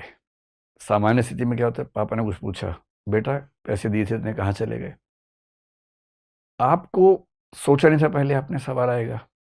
अब जवाब देने के प्रोसेस में आपका दिमाग इतना तेज चल रहा है उस समय, आप इमेजिन कर रहे हैं क्या बोल के रास्ता निकालूं, और आप कुछ ऐसे खर्चे बताएंगे जो बहुत जेन्युइन लगेंगे और थे नहीं, लेकिन आप बोल देंगे क्योंकि आप क्रिएटिव हैं, इमेजिनेशन है, एनालाइज कर पा रहे हैं। ये सारी क्षमताएं खत्म हो गई इस इंजेक्शन के बाद। और अभी व्यक्ति लेटा हुआ है, इससे बातचीत चल रही है, इससे पूछ रहे हैं अब बताओ चाकू कहाँ छुपाया था, अब बताओ फ्रिज में क्या क्या रखा था, अब बताओ अंगूठी किसको दी थी, इस तरह के। और कभी कभी हाँ या ना वाले सवाल जवाब उस तरह से होता है। ये बहुत ही ऑथेंटिक किस्म का टेस्ट होता है। मतलब अभी इस पे डिबेट चल रही है, अलग बात है, लेकिन बहुत मजे की बात है कि नार्को एनालिसिस अपने आप में एक बहुत ही ऑथेंटिक टेस्ट हो सकता है कुछ मामलों में। इसके एग्जाम्पल अगर आपको देखने हो, इसका प्रयोग पहली बार हमारे देश में हुआ था गोधरा के मामले में। गोधरा आपको 2002 का एक प्रसंग था, रेल में जो आग लगी उसके बाद दंगे हुए। तो जो रेल में आग लगी, जिन लोगों पर आरोप था, उनका नार्को टेस्ट हुआ। उसके बाद कई मामलों में हुआ। आपने एक मामला सुना होगा, आरुषि हत्याकांड, तलवार फिल्म 2015 में आई है, देखिए तो बढ़िया, नहीं तो देखिए, उसमें नार्को टेस्ट पूरा होता हुआ दिखाया हुआ है। वो नार्को टेस्ट है जो आरुषि के फादर के 3 स्टाफ मेंबर्स पे हुआ था, जिनमें सबसे फेमस टेस्ट हुआ था कृष्णा का, और उसकी जो रिपोर्ट, उसकी जो वीडियोग्राफी थी वो लीक भी हो गई थी। लीक हो गई थी या क्या, जैसे भी हुआ, मतलब लीक हो गई थी और बहुत लोगों ने देखा। उसी के बेस पे फिल्म बनी तलवार। तलवार नाम की फिल्म है जो विदेशों में गिल्टी नाम से आई थी, यहाँ तलवार नाम से आई थी। उसे पूरा नार्को टेस्ट का प्रोसेस बताया हुआ कैसे कैसे होता है। नार्को टेस्ट से बचना लगभग नामुमकिन है, क्योंकि आप पॉलीग्राफ में ये कर सकते हैं कि इमोशंस को कंट्रोल कर लिया, इसमें तो कुछ है ही नहीं आपके कंट्रोल में, इसमें कैसे कंट्रोल करेंगे। इसके जो सबसे सक्सेसफुल नमूना है, आपने तेलगी का मामला सुना है कभी? नहीं सुना होगा। एक अब्दुल करीम तेलगी नाम का आदमी था, 1980-90 के दशक में उसने क्या किया, स्टाम्प पेपर्स का घोटाला किया, बहुत बड़ा, मतलब कई 100 करोड़ रुपए का घोटाला था। तो नकली स्टाम्प पेपर बना के बेचता था, और सुनने में आया था कि बहुत बड़े बड़े राजनेता शामिल हैं उसके गैंग में। अरेस्ट हुआ तो खैर उसकी मृत्यु हो गई। नार्को टेस्ट हुआ और मजे की बात है, नार्को टेस्ट में उसने 2 बड़े नेताओं के नाम बोल दिए। बेहोश था, कंट्रोल नहीं कर पाया। क्वेश्चन पूछा कि कौन लोग तुम्हारे साथ शामिल थे, कौन नेता शामिल थे नाम बोल दिए, ये और ये, और दोनों बड़े नेता। अब मैं नाम बोलूंगा नहीं, क्योंकि अंत में साबित हुआ नहीं वो चीज। अब पूरे देश में तूफान मच गया, इस पे नहीं कि नेताओं ने ऐसा क्यों किया, इस पे कि ऐसा टेस्ट क्यों हुआ। ऐसा टेस्ट नहीं होना चाहिए जिससे नेता फंसते हैं। क्यों होना चाहिए टेस्ट ऐसा? इतना तूफान मचा, लेकिन सजा इसलिए नहीं हुई क्योंकि नार्को टेस्ट में कही गई बातें एविडेंस के तौर पर एडमिसिबल नहीं होती हैं। क्यों नहीं होती, आगे समझेंगे थोड़ा सा। लेकिन वो बात पूरे देश को पता लग गई, किस किस का नाम है सबको पता लग गया। अब आप घर जाकर सर्च करेंगे कौन कौन था, है ना, कर लीजिए। इस केस का सबसे अच्छा, इस तकनीक का सबसे अच्छा प्रयोग एक और हुआ। कसाब का नाम जानते हैं? जो 26/11 वाला मामला, मुंबई पे हमला हुआ, अजमल कसाब अकेला सर्वाइवर था जो उस ग्रुप का था। हालांकि उसने बहुत सारी बातें रिवील कर दी इन्वेस्टिगेशन में। क्या होता है इन्वेस्टिगेशन में, पुलिस ये भी कह के बात करती है कि देखो भाई, तुम्हारा मरना तय है, तुम्हारी टीम के सब लोग मर गए, तुमने हमारे देश के इतने लोगों को मारा है, बचोगे तो नहीं। कोऑपरेट करोगे तो फिर भी कोई चांस बन सकता है। तो लोग इस उम्मीद में कि शायद कोऑपरेट करने से चांस बने, लोग रिवील कर देते हैं। तो जो मैंने पढ़ा उस केस के बारे में, ज्यादा बातें उसने रिवील कर दी थी। उसके बाद भी उसका नार्को टेस्ट किया गया था। इसलिए किया गया था कि शायद कोई इंटरनेशनल लिंक्स पता लगे। पाकिस्तान की सेना हो सकती है, आईएसआई का मामला हो सकता है, लश्कर कैसे काम करता है पता लगेगा, तो कर लेते हैं। और ऐसा दावा किया जाता है कि उसमें बहुत क्रूशियल इंफॉर्मेशन मिली, बहुत सारी बातें उनकी तस्दीक हो गई कि जो उसने कहा था वो ठीक कहा था, और बहुत सारी बातें और जानकारियां मिली हमें, उसकी ये वैल्यू है। तो ये सारे ऐसे केसेस हैं जिसमें नार्को टेस्ट हुआ, और नार्को टेस्ट की वैलिडिटी को लेकर जनरल परसेप्शन ये है कि नार्को से बचना नामुमकिन है, बशर्ते क्वेश्चनेयर ठीक बनाया गया हो, क्वेश्चंस पूछने वाला सही व्यक्ति हो, जो आंसर्स हैं उन आंसर्स के बेस पर रिपोर्ट बनाने वाला व्यक्ति समझदार हो। तो नार्को टेस्ट से बचना बहुत मुश्किल काम है, ये इसके बारे में एक सामान्य राय है। इस केस में नार्को भी हो चुका है, लेकिन नार्को को लेकर एक दिक्कत की बात है कि रिस्की है थोड़ा सा। वैसे तो एनेस्थीसिया से बहुत कम दिया जाता है, उसमें जान का खतरा नहीं होता है, लेकिन एक प्रिजम्पशन है कि हर व्यक्ति के शरीर की एनेस्थीसिया को झेलने की ताकत अलग अलग होती है। डॉक्टर पूरी स्टडी करते हैं पहले। आप कभी किसी की सर्जरी होगी ना, तो उस सर्जरी से पहले जो एनेस्थीसिया के एक्सपर्ट्स होते हैं वो उस पूरे व्यक्ति को स्टडी करते हैं ठीक से, कि उसके लिए कितनी डोज ठीक होगी। बहुत ध्यान रखना पड़ता है सर्जरी के दौरान। कम दी और पता लगा ऑपरेशन के बीच में उठ के बैठ गया और अभी काट ही रहे थे उसका हाथ पैर, तब भी दिक्कत है। ज्यादा दी, पता लगा उठा ही नहीं कभी, ये भी खतरा होता है कि ज्यादा डोज मिली तो मर जाता है आदमी।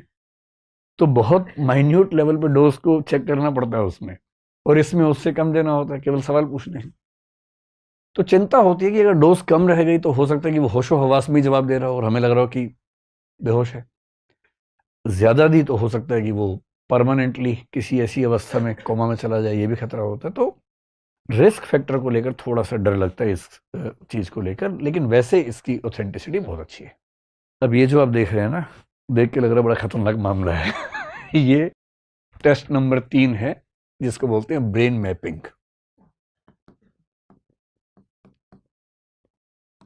मेरे ख्याल से सबसे अच्छी तकनीक ये वाली है, और मेरा ख्याल है कि कुछ केसेस के मामले में इसको हमें वैलिडेट करना चाहिए समय के साथ। अभी ना भी करें, जब सही समय है तब कर देना चाहिए।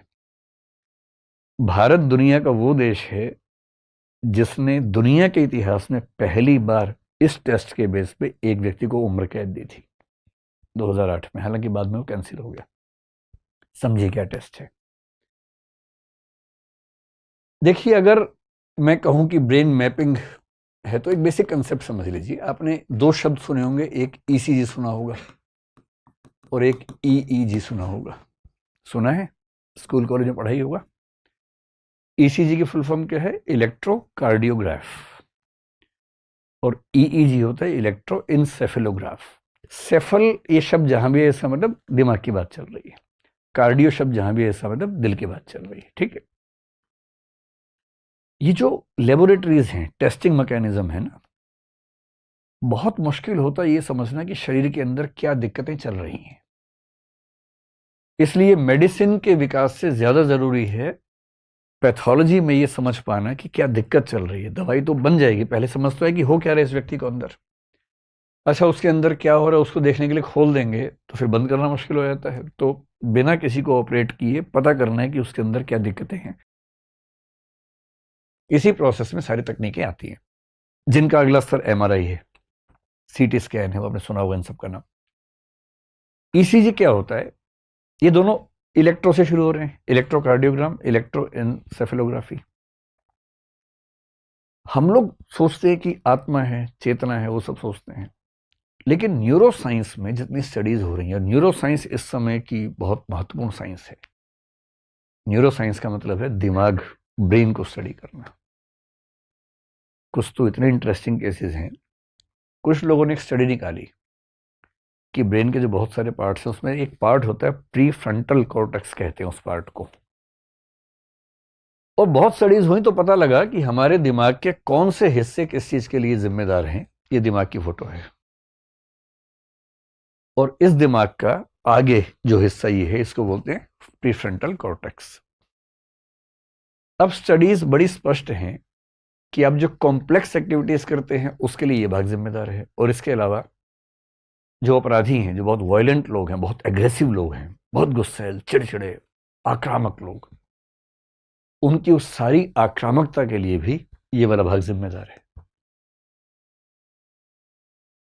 तो न्यूरो क्रिमिनोलॉजी में एक समाधान ये आया कि भाई, जैसे मान लीजिए कोई व्यक्ति है, रेप किया, मर्डर कर दिया उसने किसी का, आपने 14 साल जेल में डाला उसको, जेल में 4 मर्डर कर दिए। अब जेल के कैदी भी कह रहे हैं सर इसको छोड़ दीजिए, बस इसी तरह से हमें जेल में रख लीजिए पर इसको छोड़ दीजिए। अब आप एकांत कारावास में रखेंगे तो उसके फंडामेंटल राइट्स खत्म होते हैं। तो अमेरिका में 1930s के आसपास से एक प्रयोग चला, वैसे 1870s के आसपास से हो गया था शुरू। लोबोटॉमी एक सर्जरी होती है, ल्यूकोटमी भी कहते हैं उसको, दोनों नाम चलते हैं। तो एक बात कहिए कि अगर हम इस पार्ट का बाकी ब्रेन के साथ कनेक्शन काट दें, कनेक्शन कैसे? वो जो वायरिंग है बेसिकली समझ लीजिए, जो वायर्स जा रही हैं, जो मतलब नसें जा रही हैं, उसको यदि हम काट दें बीच में से, ये पार्ट भी रहेगा, निकालने की जरूरत नहीं, बहुत बड़ा पार्ट है, निकालना वैसे मुश्किल काम हो जाएगा, केवल कनेक्शन काट देना है। तो क्या होगा कि व्यक्ति गुस्सा करना चाहेगा तो भी गुस्सा नहीं कर पाएगा, क्योंकि दिमाग का वो वाला पार्ट काम ही नहीं कर रहा कि गुस्सा कर सके। और ये सर्जरी अमेरिका में 1930-40 के बाद हजारों लाखों लोगों की हुई। यहां तक हुआ कि कोई बच्चा है बहुत चिड़चिड़ा है, बहुत आक्रामक कोई व्यक्ति है, या उस व्यक्ति को कोई प्रॉब्लम है, सिजोफ्रेनिया एक प्रॉब्लम होती है साइकोलॉजी में, स्किजोफ्रेनिया बोलते हैं। बाइपोलर डिसऑर्डर आपने नाम सुना होगा। एपिलेप्सी कई लोगों को हो जाती है। एपिलेप्सी समझते हैं ना, हिंदी में क्या बोलते हैं एपिलेप्सी को? मिर्गी, मिर्गी का दौरा पड़ना। बाइपोलर डिसऑर्डर पे फिल्में बनी है। एक व्यक्ति है, एक एक फेज में बहुत गुस्से वाला एकदम अलग व्यक्ति, और दूसरे में एकदम विनम्र हो जाता है। दो ध्रुवों पर उसका व्यवहार चलता रहता है, उसको बोलते हैं बाइपोलर डिसऑर्डर। और स्किजोफ्रेनिया का मतलब है कि व्यक्ति बहुत तनाव लेता है। एक ऑब्सेसिव कंपल्सिव डिसऑर्डर नाम की चीज है, उससे लिंक्ड है।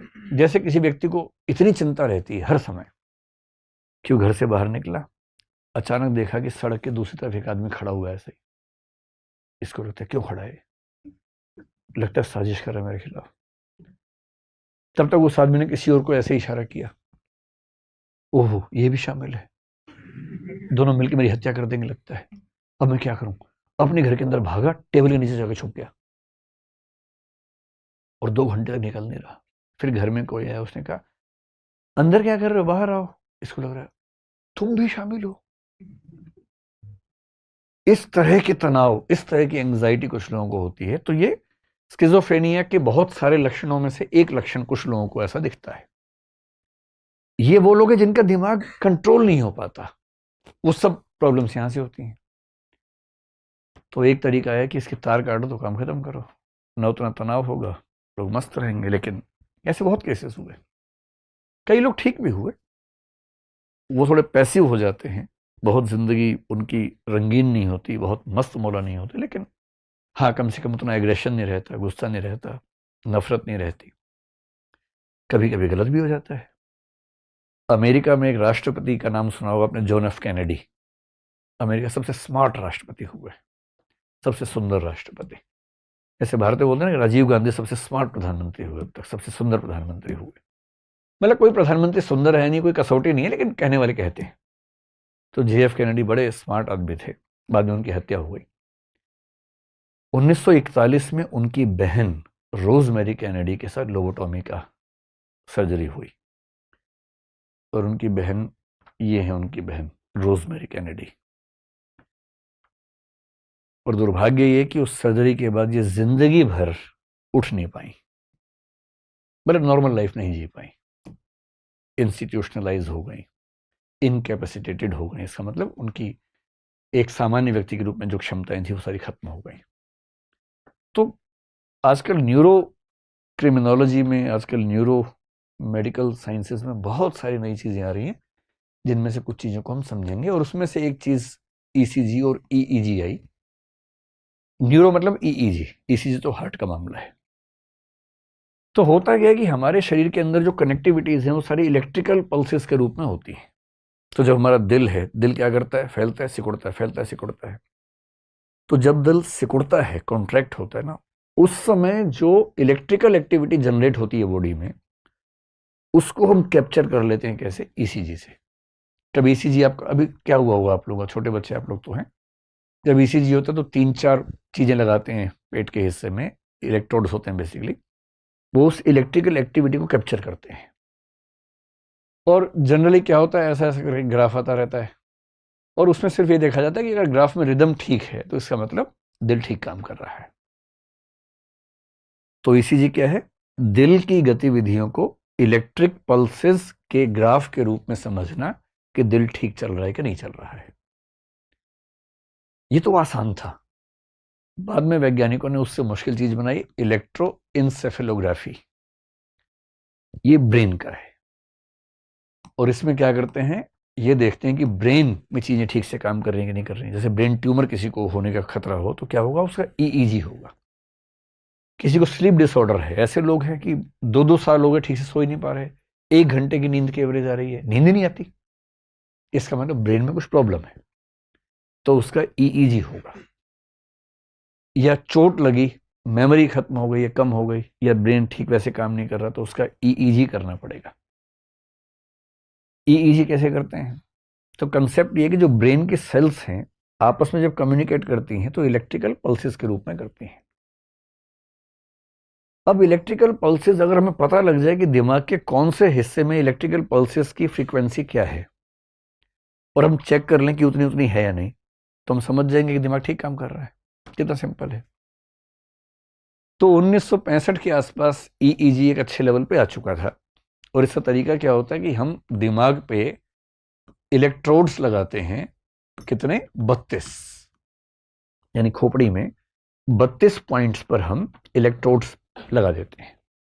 इलेक्ट्रोड का काम क्या है? इलेक्ट्रिकल जैसी करंट जनरेट होगा उसको कैप्चर कर लेगा, और साथ में कंप्यूटर है, कंप्यूटर उसको नोट कर लेगा, और नोट करने के बेस पे ग्राफ बना देगा कि कौन कौन से पार्ट में कैसी कैसी एक्टिविटीज चल रही हैं। तो जब ईईजी होता है, ईईजी की फोटो ऐसी आती है, कुछ कुछ ईसीजी जैसी, लेकिन उसमें बहुत सारे पैरामीटर्स काम कर रहे होते हैं। जैसे नींद हमारी कैसी है, आपने सुना होगा नींद में भी अल्फा लेवल पे गए कि नहीं गए, बीटा पे गए कि नहीं गए, ये सब उसका एक सर्वे है, नींद का सर्वे है। आजकल तो नींद की स्टडीज भी बहुत प्रामाणिक हो गई है ना। अब ये नहीं है कि गहरी नींद आती है, लेटता हूँ, सो जाता हूँ, नींद नहीं आती है, वो ईईजी कर लेंगे तुरंत। ईईजी करके बताएंगे कि आप नींद की 4-5 अवस्थाओं में किस अवस्था में कितनी देर रहे, और वो आपके लिए पर्याप्त है या नहीं है। वो उस लेवल पे आजकल बातें चलती हैं। इस ईईजी को 1965 में एक वैज्ञानिक ने कन्वर्ट किया एक टेस्ट के रूप में, और उस टेस्ट का जो नाम है वो नाम है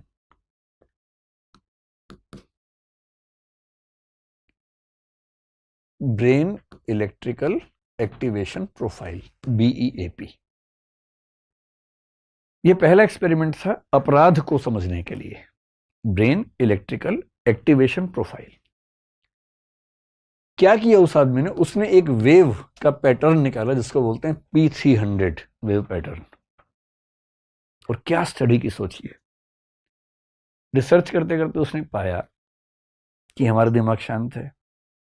जैसी कोई ऐसा इनपुट मिलेगा जो हमारी मेमोरी से लिंक्ड है, हमारे दिमाग में एक इलेक्ट्रिकल वेव जनरेट होती है। उस वेव का नाम है P300। जैसे मान लीजिए आप बैठे हैं, कुछ मैंने 5-6 ऐसे शब्द बोले जो आप नहीं जानते। जैसे मैंने अल्जीरिया देश का नाम बोला, आपको बहुत आइडिया नहीं, कुछ नहीं होगा। मैंने किसी दूसरे देश के गांव का नाम बोल दिया, आपको नहीं पता। उस देश के गांव में रहने वाले एक व्यक्ति का नाम बोला, आपको नहीं पता। अपने देश के एक गांव का नाम बोला, आपको नहीं पता। किसी किताब का नाम बोला, आपको नहीं पता। तो दिमाग में ठीक है, नॉर्मल चीज चल रही है। अचानक मैंने एक ऐसे व्यक्ति का नाम बोला जिसको आप जानते हैं। जैसे ही मैं बोलूंगा, आपके दिमाग में P300 वेव जनरेट हो जाएगी, और जो आप नहीं जानते वहां नहीं होगी। ये उसने रिसर्च की, और उसको लगा कि अगर ये हो रहा है तो हम किसी आरोपी को ऐसे सवाल पूछ के जिनका संबंध उस अपराध की घटना के साथ हो, ये चेक कर सकते हैं कि ये उसके बारे में जानता था कि नहीं जानता था। अगर जानता होगा तो P300 वेव बनेगी, नहीं जानता होगा तो वेव नहीं बनेगी। कितना सिंपल है। और इस टेस्ट का नाम रखा गया BEAP। और भारत में एक वैज्ञानिक ने इसको थोड़ा सा और मॉडिफाई किया, उसका नाम रखा BEOS, brain electrical oscillation signature बोलते हैं इसको। ये जो वैज्ञानिक हैं, इनका नाम चंपादी मुकुंदन है, और ये बेंगलोर के national institute of mental studies, शायद कुछ नाम है, उसमें काम करते थे पहले। बाद में उन्होंने अपना रिसर्च लेवल शुरू किया। BEAP में एक दिक्कत थी। जैसे मान लीजिए अपराध की बात चल रही है, आपने पूछा चाकू, वेव बन गई। फ्रिज, वेव बन गई। पर अभी एक रिस्क हो सकता है इस मामले में, किसी मामले में भी रिस्क हो सकता है। मान लीजिए कि मैं अपराधी था, वेव बनेगी मेरे दिमाग में। मान लीजिए कि मैं अपराधी नहीं हूं, मैंने किसी को बताया था कि मैं क्या कर रहा हूं, जानकारी उसको भी है, उसके सामने सवाल किया, वेव बन गई उसके अंदर भी। तीसरा व्यक्ति, उसने अखबार में पढ़ा था, जानकारी थी, वेव बन गई उसके अंदर भी। तो अपराधी था, या अपराध का केवल देखने वाला था, विटनेस था, या अपराध को केवल उसने कहीं से सुन लिया था, पढ़ लिया था, ये कैसे पता लगाएं? कुछ साबित तो नहीं हो रहा इससे। तो इन साहब ने BEOS में ये दावा किया कि हम इस डिफरेंस को भी पकड़ सकते हैं, कि इस वेव से ये पहचान सकते हैं कि इस व्यक्ति की इस वाले मामले में भूमिका केवल विटनेस की थी या इसमें इन्वॉल्वमेंट की भूमिका थी। और वो भी कैसे पहचान सकते हैं? जो वेव्स बनती हैं उनके पैटर्न के अंतर से पहचान सकते हैं। ये टेस्ट बड़ा सुपरहिट हो गया भारत में। और जब ये टेस्ट सुपरहिट हुआ, और ये होता कैसे, एकदम ईईजी के तरीके से होता है। ये देखिए, ये है, अगर कोर्ट कहती है कि ब्रेन मैपिंग करो इस केस में, तो ऐसे होगा। 32 इलेक्ट्रोड सिर पे लगाए जाएंगे। उसके बाद फिर इसमें क्वेश्चन ही पूछते हैं। इसमें व्यक्ति आंख बंद करके बैठा हुआ है या आंख खोलते हैं, कभी कभी दिखाते हैं कुछ कुछ चीजें। ना कुछ बोलना है, ना बेहोश करना है, कुछ नहीं करना है। कुछ शब्द बोलेंगे, कुछ वाक्य बोलेंगे, कुछ चित्र दिखा देंगे, कोई फिल्म भी दिखा सकते हैं सामने। इसे कुछ नहीं बोलना। ये कितनी भी ताकत लगा ले, अपने ब्रेन की वेव जनरेट होने से रोक नहीं सकता। सीधी सी बात है, वो तो जनरेट हो ही जाएगी। इसलिए पॉलीग्राफ में धोखा देना आसान काम है। जो नार्को है उसमें धोखा नहीं दे सकते, लेकिन उसमें मर सकता है आदमी या परेशान हो सकता है। इसमें ना धोखा दे सकता है, ना मर सकता है। इसलिए इसमें जो वैलिडेशन वाला मामला है, सबसे स्ट्रांग माना जाता है। और इसका फायदा ये हुआ कि 2005-7 के आसपास 2 राज्यों ने, देखिए ऐसी रिपोर्ट्स भी लगभग ऐसी आती हैं इसमें, 2005-7 के आसपास 2 राज्यों ने, एक गुजरात और एक महाराष्ट्र, इनको समझ में आएगा कि ब्रेन मैपिंग ऐसी चीज है कि इससे अपराधियों को बहुत जल्दी हम कन्विक्ट कर सकते हैं या छोड़ सकते हैं। अगर वो साबित हो गया कि बेकसूर है तो क्यों परेशान करें, छोड़ो उसको। और यदि साबित हो रहा है कि अपराधी है तो एक प्रूफ मिल जाएगा, कम से कम टाइम बचेगा, जल्दी हम काम करेंगे अपना। तो गुजरात में एक उस समय महिला थी जिनका नाम था संतोख बेन जडेजा। पोरबंदर जो महात्मा गांधी का इलाका है वहां, जूनागढ़ के आसपास। भारत की बहुत रेयर जो महिला गैंगस्टर्स हुई हैं उनमें से एक ये थी। अगर आप गुजरात से होंगे तो उनका नाम जरूर जानते होंगे। एक फिल्म सुनिए अपने, गॉड मदर, एक बार देख लीजिए फिल्म, बहुत शानदार फिल्म है। शबाना आजमी उसमें लीड रोल में थी, पंचायती राज से लिंक्ड है। वो गॉड मदर फिल्म इनकी कहानी पे टिकी हुई है। इनको वहां के लोग गॉड मदर ही कहते हैं। एक बहुत बड़ा गैंग जिसमें मतलब कम से कम 100 लोग गैंग में शामिल थे। 14 मर्डर्स का आरोप इनके ऊपर लगा हुआ था। 500 और केसेस के आरोप थे। परिवार में भी कई लोगों की हत्याओं के आरोप लगे। तो वहां के लोगों को लगने लगा था कि भाई कुछ सीरियस होना चाहिए। बाद में इनको वहां से बेदखल कर दिया था, राजकोट में शिफ्ट किया गया था। अब इनकी मृत्यु हो गई। तब अंत में जूनागढ़ की अदालत ने 2007 जून की बात है, आदेश दिया कि इनका ब्रेन मैपिंग होना चाहिए। बहुत इंटरेस्टिंग बात है, 2000 में नेशनल ह्यूमन राइट्स कमीशन, इसका नाम सुना है, एनएचआरसी का नाम है ना। एनएचआरसी ने 2000 में कहा था कि बिना परमिशन के पॉलीग्राफ नहीं हो सकता किसी का। अब इसकी दोनों व्याख्याएं हो सकते हैं कि पॉलीग्राफ के लिए कहा था, इसके लिए थोड़ा ना कहा था। दूसरा ये कि इस तरह के हर टेस्ट के बारे में कहा था। तो जूनागढ़ की अदालत ने आदेश दिया कि आपका ब्रेन मैपिंग टेस्ट होगा, लेकिन एक टाइम दिया 15-20 दिन का कि अगर आप हाई कोर्ट जाके अपील करना चाहें तो कर लीजिए। फिर ये वहां से हाई कोर्ट चली गई। पहले जूनागढ़ कोर्ट में था, सेशन कोर्ट में। हाई कोर्ट ने भी कहा कि अदालत का फैसला एकदम ठीक है, आपका ब्रेन मैपिंग टेस्ट होगा, लेकिन इतना टाइम दे रहे हैं, चाहे तो सुप्रीम कोर्ट में अपील कर दीजिए। तो सुप्रीम कोर्ट चली गई। इनका टेस्ट हुआ नहीं, क्योंकि सुप्रीम कोर्ट ने कई मामले मिला के, इसके साथ साथ और कई मामले मिला के 2010 में एक फैसला दिया जिसको बोलते हैं सेल्वी का फैसला, जो इस मामले में सबसे महत्वपूर्ण फैसला है। और उसमें सुप्रीम कोर्ट ने मना कर दिया कि आप किसी को टेस्ट के लिए कंपल्शन नहीं कर सकते। तो गुजरात सरकार तैयार थी, एकदम मूड में थी कि टेस्ट करवा के मानेंगे। लेकिन महाराष्ट्र सरकार और आगे बढ़ गई, क्योंकि ये संतोख बेन तैयार हुई नहीं टेस्ट करवाने के लिए। तो इसी पे झगड़ा चलता रहा, टेस्ट होगा कि नहीं होगा। पर महाराष्ट्र में जो एक शहर है पुणे, वहां एक ऐसा केस हुआ जो दुनिया का पहला केस है जिसमें ब्रेन मैपिंग के बेस पे सजा दी गई किसी व्यक्ति को। दुनिया का, मैं भारत की बात नहीं कर रहा हूं, ये दुनिया का पहला केस था। केस बहुत इंटरेस्टिंग है, लेकिन क्योंकि वो सब लोग अभी जीवित हैं तो हम उनके सम्मान से क्यों खेलें, तो मैं नाम थोड़ा चेंज करके बताता हूं आपको। एक लड़की थी 24-25 साल की, उसका नाम समझ लीजिए कि ए था। एक लड़का था, उसका नाम समझ लीजिए कि यू था।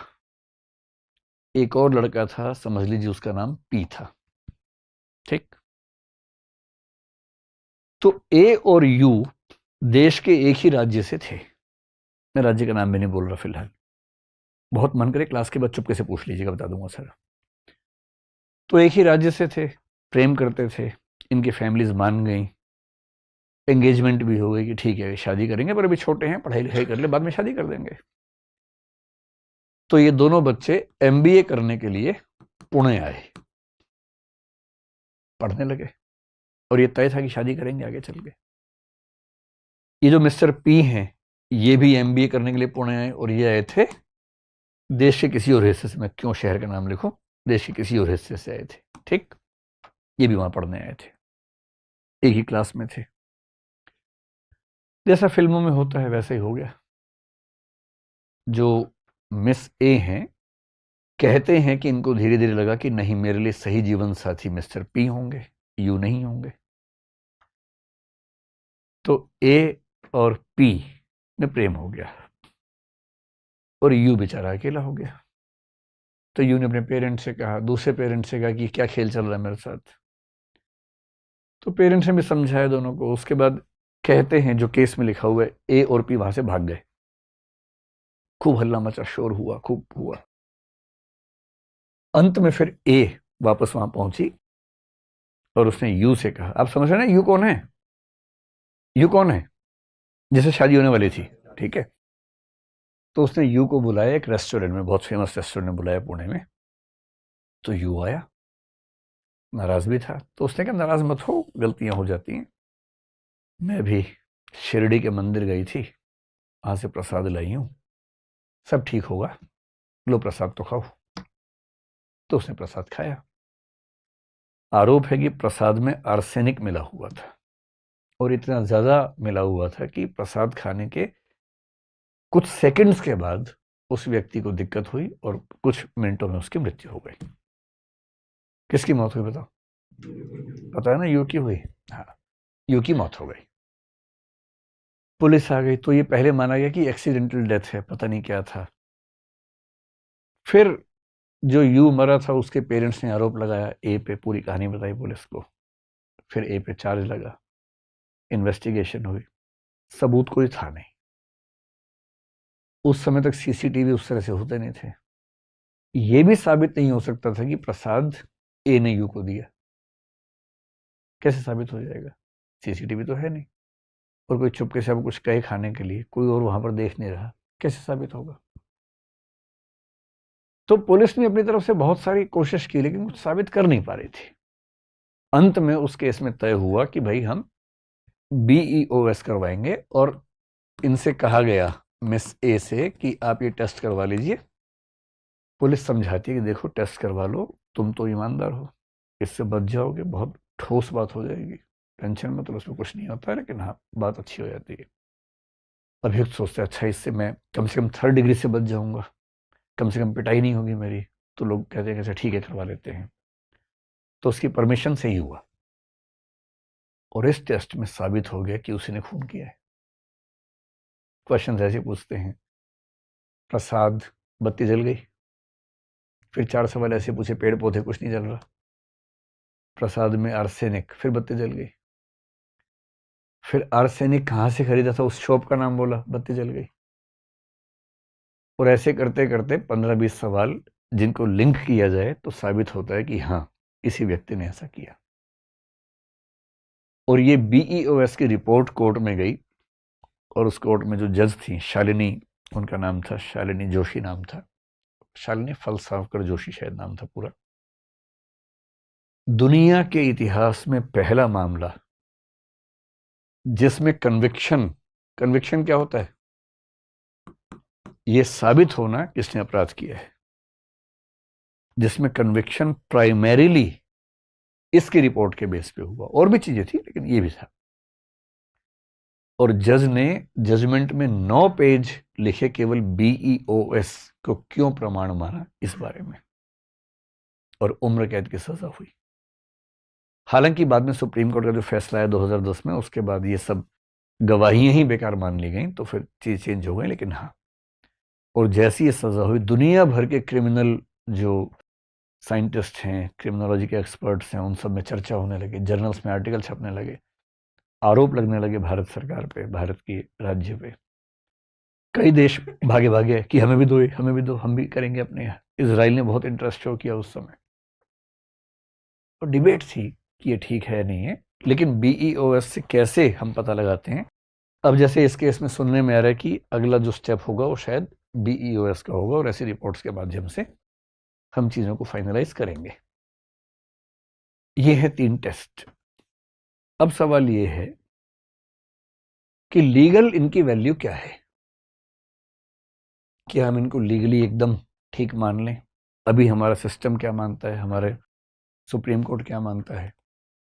तो लीगल में ना 2 क्वेश्चंस पे हमेशा ध्यान रखना। पहली बात कि ये कंपलसरी हैं या नहीं, होने चाहिए या नहीं। आपकी क्या राय है? कंपलसरी होना चाहिए कि किसी पे आरोप है, उसको लिटाया, इंजेक्शन लगाया और सब पूछ लिया उससे? बहुत टाइम बचेगा, सरकार का पैसा बचेगा, पुलिस की सैलरी बचेगी, डोज कम देंगे ताकि मरे नहीं, तो कर लेना चाहिए। जैसे मान लीजिए कोई कभी आप पे आरोप लगा दिया, आपका दोस्त दोस्त किसी ने मेरे पैसे चुराए हैं, पुलिस के चलो चलो चलो लेटो, इंजेक्शन लगाया और पूछा, पता लगा चोरी नहीं की, फिर क्या, अच्छा ठीक है उठो जाओ। ठीक रहेगा ऐसा? आप नहीं चाहते। अपने ऊपर आते ही विचार बदल जाते हैं, दूसरों के ऊपर आए तो लगता है हाँ हो जाना चाहिए, अपने ऊपर आते लगता है कि नहीं, ऐसे नहीं होना चाहिए। और दूसरा ये है कि अगर ये टेस्ट कोई करवाता है तो उसकी वैलिडिटी कितनी मानी जाए? क्या इस टेस्ट की रिपोर्ट से मान लिया जाए कि रिपोर्ट एकदम फाइनल है, या उसके ऊपर कोई question mark, ifs and buts हमें मान के चलने चाहिए? एक एक क्वेश्चन है। आप लोग थक तो नहीं गए? बस 15-20 मिनट में बात करते हैं, खत्म हो जाना चाहिए। पहली बात है कि कंपलसरी इसको माने या ना माने। अब मैं आपको देखिए कंसेप्ट समझा रहा हूं। जब भी कानून की बात हो ना, तो गहरी बात कीजिएगा, हल्की बात मत कीजिएगा। लोग बहुत बोलते हैं कैसी पुलिस है, कैसा कानून है, इतना टाइम लगाते हैं, कसाब को बिरयानी खिला रहे थे, ये वो, तुरंत मार देना चाहिए, एनकाउंटर कर दो तुरंत। एक अप्रोच ही होती है। एक कानून की दुनिया में एक ना आदर्श वाक्य चलता है, जिसको बोलते हैं एक्सियोम चलता है। और वो एक्सियोम का मतलब है एक मूल वाक्य है जिसके बेस पर सब चीजें बनाई जाएंगी। सबसे मूल सिद्धांत क्या है? एक व्यक्ति था, यहूदी दार्शनिक था, मोजेस मेमोनाइट्स कहते हैं उस व्यक्ति को। शायद आपने इसका नाम कभी सुना हो, नहीं सुना तो इसका वाक्य तो सुना ही होगा जो मैं बोलूंगा आपके सामने अभी। इनका वाक्य है, कई लोग बोलते हैं पर इनके नाम से उस वाक्य को जानते हैं। वो वाक्य ये है कि 1000 अपराधी बेशक छूट जाएं, आगे क्या है? हाँ वही, एक भी निर्दोष को सजा नहीं मिलनी चाहिए। एक कानून की समस्या पता है क्या है? आप कितनी भी कोशिश करेंगे, कई अपराधी इतने चालाक हैं कि छूट जाते हैं, कई बेकसूर ऐसे कि फंस जाते हैं। हम चाहते हैं ऐसी स्थिति की एक भी बेकसूर को सजा ना हो और एक भी अपराधी ना बचे, हम तो ये चाहते हैं। पर ये हो नहीं सकता। क्यों नहीं हो सकता? क्योंकि हर व्यक्ति का अपना अपना डिफेंस मैकेनिज्म है। अब हम 2 में से एक तरीका लेके चल सकते हैं। पहला, एक्स ने वाई की शिकायत की कि इसने मुझे मारा, ठीक। जज क्या करेगा? जज कहेगा कि भाई मैं न्यूट्रल होके चलूंगा, फिर तो फैसला हो ही नहीं पाएगा कई बार। तो मैं एक चीज प्रिजम्पशन लेके चलूंगा। प्रिजम्पशन का मतलब है कि जज की पूर्व मान्यता क्या है, पहले से क्या मान के चल रहा है, इसको बोलते हैं कानून की भाषा में प्रिजम्पशन, पूर्व मान्यता। तो हमारा लीगल सिस्टम हो, अमेरिका का हो, यूरोप का हो, इंग्लैंड का हो, दुनिया के किसी भी सभ्य देश का हो, वो सब मानते हैं कि हम ये मान के चलेंगे कि जो शिकायत है वो झूठी है, जिसके खिलाफ शिकायत है वो बेकसूर है। हाँ, अगर साबित हो गया तो अपराधी मान लेंगे, जब तक साबित नहीं होगा तब तक इसको अपराधी नहीं मानेंगे, बेगुनाह मानेंगे। अब इससे क्या है, शिकायत करने वाले को साबित करना पड़ेगा, साबित नहीं हो पाए तो छूट जाएगा। इससे बहुत सारे अपराधी छूट जाते हैं। दूसरा रास्ता क्या है कि शिकायत हुई और जज ने कहा हम मान के चल रहे हैं कि अपराध किया है भाई तूने, क्योंकि शिकायत की इन्होंने, तू साबित कर दे कि अपराध नहीं किया तो ठीक, वरना टांग देंगे। इससे क्या होगा, अपराधी एक भी नहीं छूटेगा, लेकिन बहुत सारे बेकसूर भी टंग जाएंगे। तीसरा रास्ता है नहीं। तो भारत की सरकार, भारत की कानून व्यवस्था क्या करती है, सामान्य मामलों में ये मान के चलती है कि जब तक अपराध साबित ना हो तब तक बेगुनाह है, साबित होगा तो सजा देंगे। महिलाओं के मामले में, वंचित वर्गों के मामले में थोड़ा सा लिबरल हैं कि अगर इसने शिकायत की है तो कुछ हद तक मान लेते हैं कि शिकायत सही होगी, लेकिन फिर भी स्कोप मिल जाता है कि हाँ साबित करे दोनों पक्ष। आप इसको चेंज करना चाहेंगे या ये तरीका ठीक है? मतलब जब तक साबित ना हो तब तक बेगुनाह मानना ठीक है या गलत है? खुद को रख के देखना वहां पर कि किसी ने आपके खिलाफ शिकायत कर दी कुछ भी, कि कल रात को ये सड़क पर तलवार लेके घूम रहा था और मैं पास से निकला से मेरी उंगली काट दी, और दिखाई उंगली कटी हुई है, कहीं और कटी हो क्या पता, आरोप लगा दिया। अब पुलिस कह रही है भैया अब तो तुम 5 साल के लिए जेल गए, या तो साबित करो तलवार से तुमने नहीं मारा। अब क्या, मैं कैसे साबित करूं, मैं सो रहा था उस समय। ना साबित करो वरना जेल जाना पड़ेगा। और दूसरा क्या है, भाई तूने शिकायत की है, तू साबित कर, पहले साबित करेगा तो जेल भेजेंगे वरना हम इसको बेगुनाह मानेंगे। क्या तरीका ठीक है इनमें से? जब तक साबित ना हो बेगुनाह मानेंगे। इसी बेस पर वो सिद्धांत बनता है कि 1000 अपराधी भले छूट जाएं, एक भी निर्दोष को सजा नहीं होनी चाहिए। और इसलिए कानून की दुनिया में हम किसी भी अभियुक्त के मामले में ये प्रिज्यूम करते हैं कि वो दोषी नहीं है। हां, साबित हो गया तो दोषी होगा और सजा भी मिलेगी, लेकिन साबित होना जरूरी है। अब हमारे संविधान निर्माताओं के सामने ये संकट था, और वो संकट होता ही, जैसे मैंने आपको नॉर्थ कोरिया के नाम से कहानी सुनाई, अगर पुलिस साबित करने पे आ जाए तो साबित तो हो ही जाता है। तो हमारी कानून व्यवस्था ने, जो कि उस समय हमारे संविधान की बहुत सारी बातें ऐसी हैं जो 1935 के एक्ट में थी, इंग्लैंड के सिस्टम में थी, आईपीसी हमारा, सीआरपीसी हमारा, इंडियन एविडेंस एक्ट हमारा, ये सब उस समय की अंग्रेज शासकों ने बनाए जो इंग्लैंड के सिस्टम से मिलता जुलता था। जगह जगह इस बात की सावधानी रखी गई कि कहीं पुलिस 3rd डिग्री का इस्तेमाल करके लोगों को मजबूर ना कर दे अपने अपराध मानने के लिए जो उन्होंने किए भी ना हो, तो उनको बचाना बहुत जरूरी है।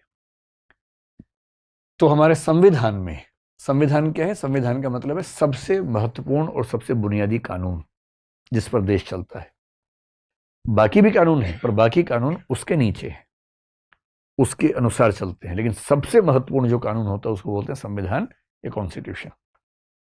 हमारे कॉन्स्टिट्यूशन में एक आर्टिकल है 20 और उसका जो तीसरा भाग है 20 क्लॉज 3 जिसको बोलते हैं, उसमें एक वाक्य लिखा हुआ है जिसका हिंदी सरल भाषा में भाव ये है कि अगर कोई व्यक्ति अभियुक्त है, आरोपी है, एक्यूज है, तो उसे स्वयं अपने विरुद्ध गवाही देने के लिए बाध्य नहीं किया जाएगा।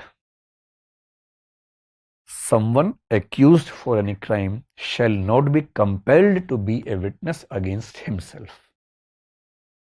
आप पर कोई आरोप लगा दिया किसी ने, आरोप तो कोई भी लगा सकता है, किस पे नहीं लगते आरोप। अब पुलिस ने कहा भाई तेरे ऊपर आरोप है चोरी का, इधर आ, तूने की है? आपने कहा नहीं। अच्छा, साइड वाले कमरे में चल। और वहां लाठी भाला तोप लेके आ गए, मार मार के अंत में आदमी को लगता है यार चोरी मान लेता हूं, ठीक है, ये तो जान से मार देगा। हमने कहा हाँ मैंने चोरी की।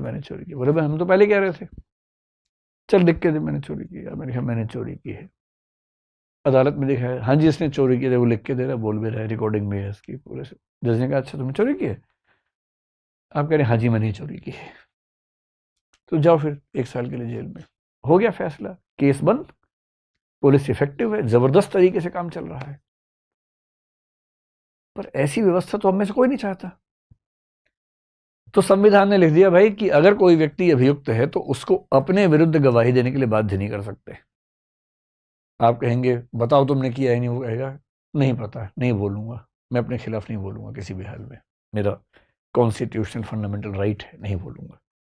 और ये राइट दुनिया के हर सभ्य देश में, केवल हमारे देश में नहीं, हर सभ्य देश में। फिर इस बात को और स्पष्ट करने के लिए एक कानून होता है सीआरपीसी, पता नहीं इसका नाम आप जानते हैं, क्रिमिनल प्रोसीजर कोड। एक है IPC, Indian penal code. IPC में लिखा है कौन सा काम अपराध है, कितनी सजा होगी, सब्सटेंटिव लॉ बोलते हैं। सीआरपीसी का मतलब है कि आपराधिक मामलों में अदालत में कार्यवाही कैसे चलेगी। क्रिमिनल प्रोसीजर कोड प्रोसीजर के बारे में है।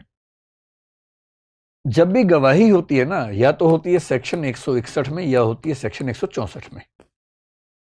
जब पुलिस गवाही लेती है तो 161 में लेती है, और जज जो गवाही लेता है वो 164 में होता है, जिसको मजिस्ट्रेट बोलते हैं, ये एडिशन मजिस्ट्रेट हुआ। बहुत इंटरेस्टिंग बात है, पुलिस ने आपसे क्या कहलवा लिया उसकी कोई वैल्यू नहीं है, जीरो वैल्यू है। पुलिस ने आपको बुलाया पुलिस स्टेशन में, कहा मारूंगा कस के, बोल तूने चोरी की है, कुछ डरना नहीं है, बोलने कि हाँ मैंने चोरी की है, लिख दे तो मैंने चोरी की है, उसकी कोई वैल्यू नहीं है, 1% वैल्यू उसकी नहीं। गवाही की वैल्यू केवल तब है जब वो सेक्शन 164 के तहत हुई हो, और 164 के तहत गवाही जो होती है वो मजिस्ट्रेट के सामने होती है, और मजिस्ट्रेट यानी कि जज, जो क्रिमिनल मामले में जज होता है उसको मजिस्ट्रेट बोलते हैं। और वो आपको सबसे पहले बोलेगा कि देखिए कन्फेशन करने की जरूरत नहीं है जब तक आपका मन ना करे। कन्फेशन का मतलब आपने इकबालिया बयान की, हाँ मैंने जुर्म किया है। वो साफ साफ बोलेगा कि कानून व्यवस्था के तहत आप कन्फेशन करने के लिए मजबूर नहीं है, ये आपकी चॉइस का मामला है। हाँ मेरे सामने आप कन्फेशन करेंगे तो ये एक सबूत बन जाएगा आपके खिलाफ, आप नहीं करेंगे तो आपकी चॉइस है, हम बाध्य नहीं कर सकते आपको।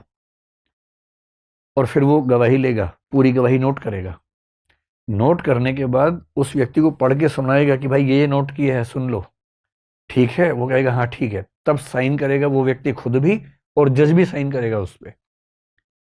और मजिस्ट्रेट साइन करने से पहले एक पैराग्राफ लिखना होता है कि सारे नियम समझा दिए गए थे और मुझे पूरा विश्वास है कि इस व्यक्ति ने दबाव में आकर यह बयान नहीं दिया है, यह भी लिखना पड़ता है, तब होती है गवाही सेक्शन 164 में सही।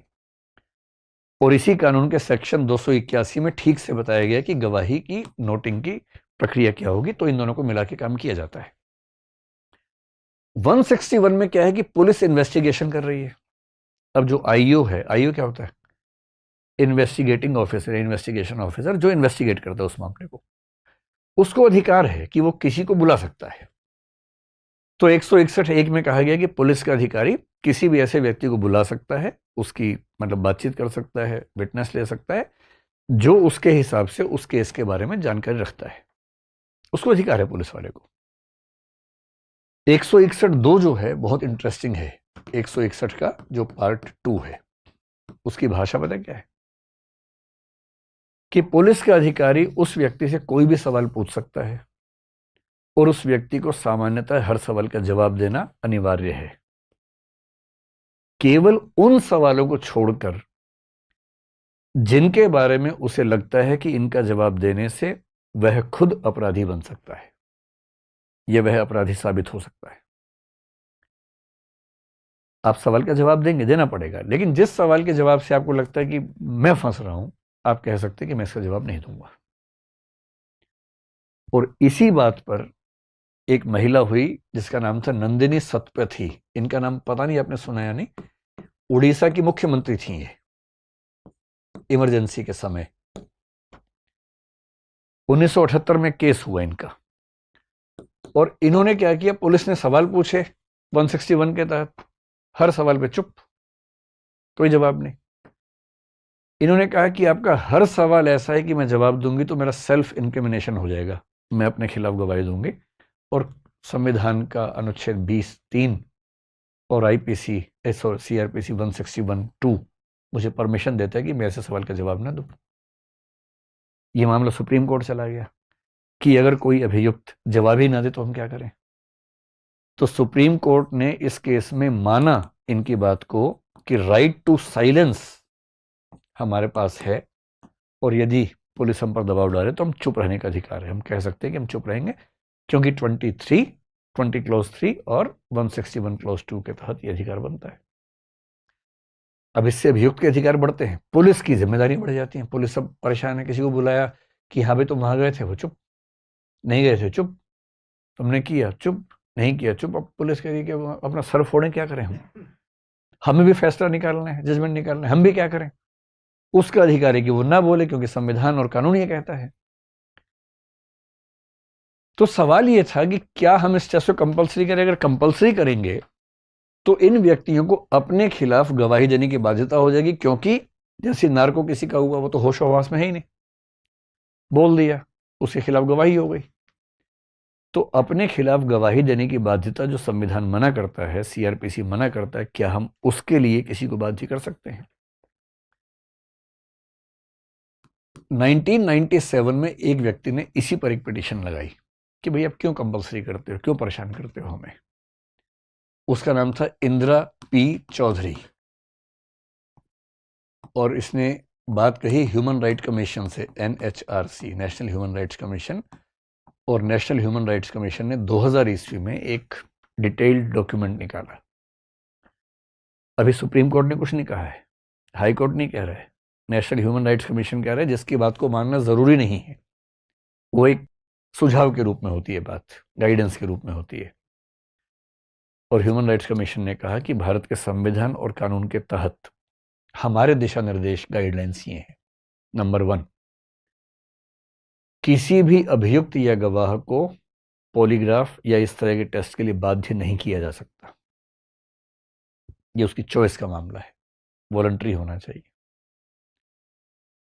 फिर ये भी लिखा कि वॉलंटरी में भी ध्यान रखना है, किसी मजिस्ट्रेट के सामने वो व्यक्ति कहेगा कि हाँ मैंने इस टेस्ट के लिए अपनी परमिशन दी है। इसलिए इस केस में क्या हो रहा है कि मजिस्ट्रेट के सामने अभियुक्त कहेगा कि हाँ मैं परमिशन दे रहा हूं, तो टेस्ट होगा उसके बाद। तीसरी बात, जब उससे परमिशन लेंगे उससे पहले उसको बताएंगे कि इसमें लीगल, साइकोलॉजिकल और फिजिकल एस्पेक्ट क्या क्या हैं, ताकि उसको सब बातें पता होनी चाहिए।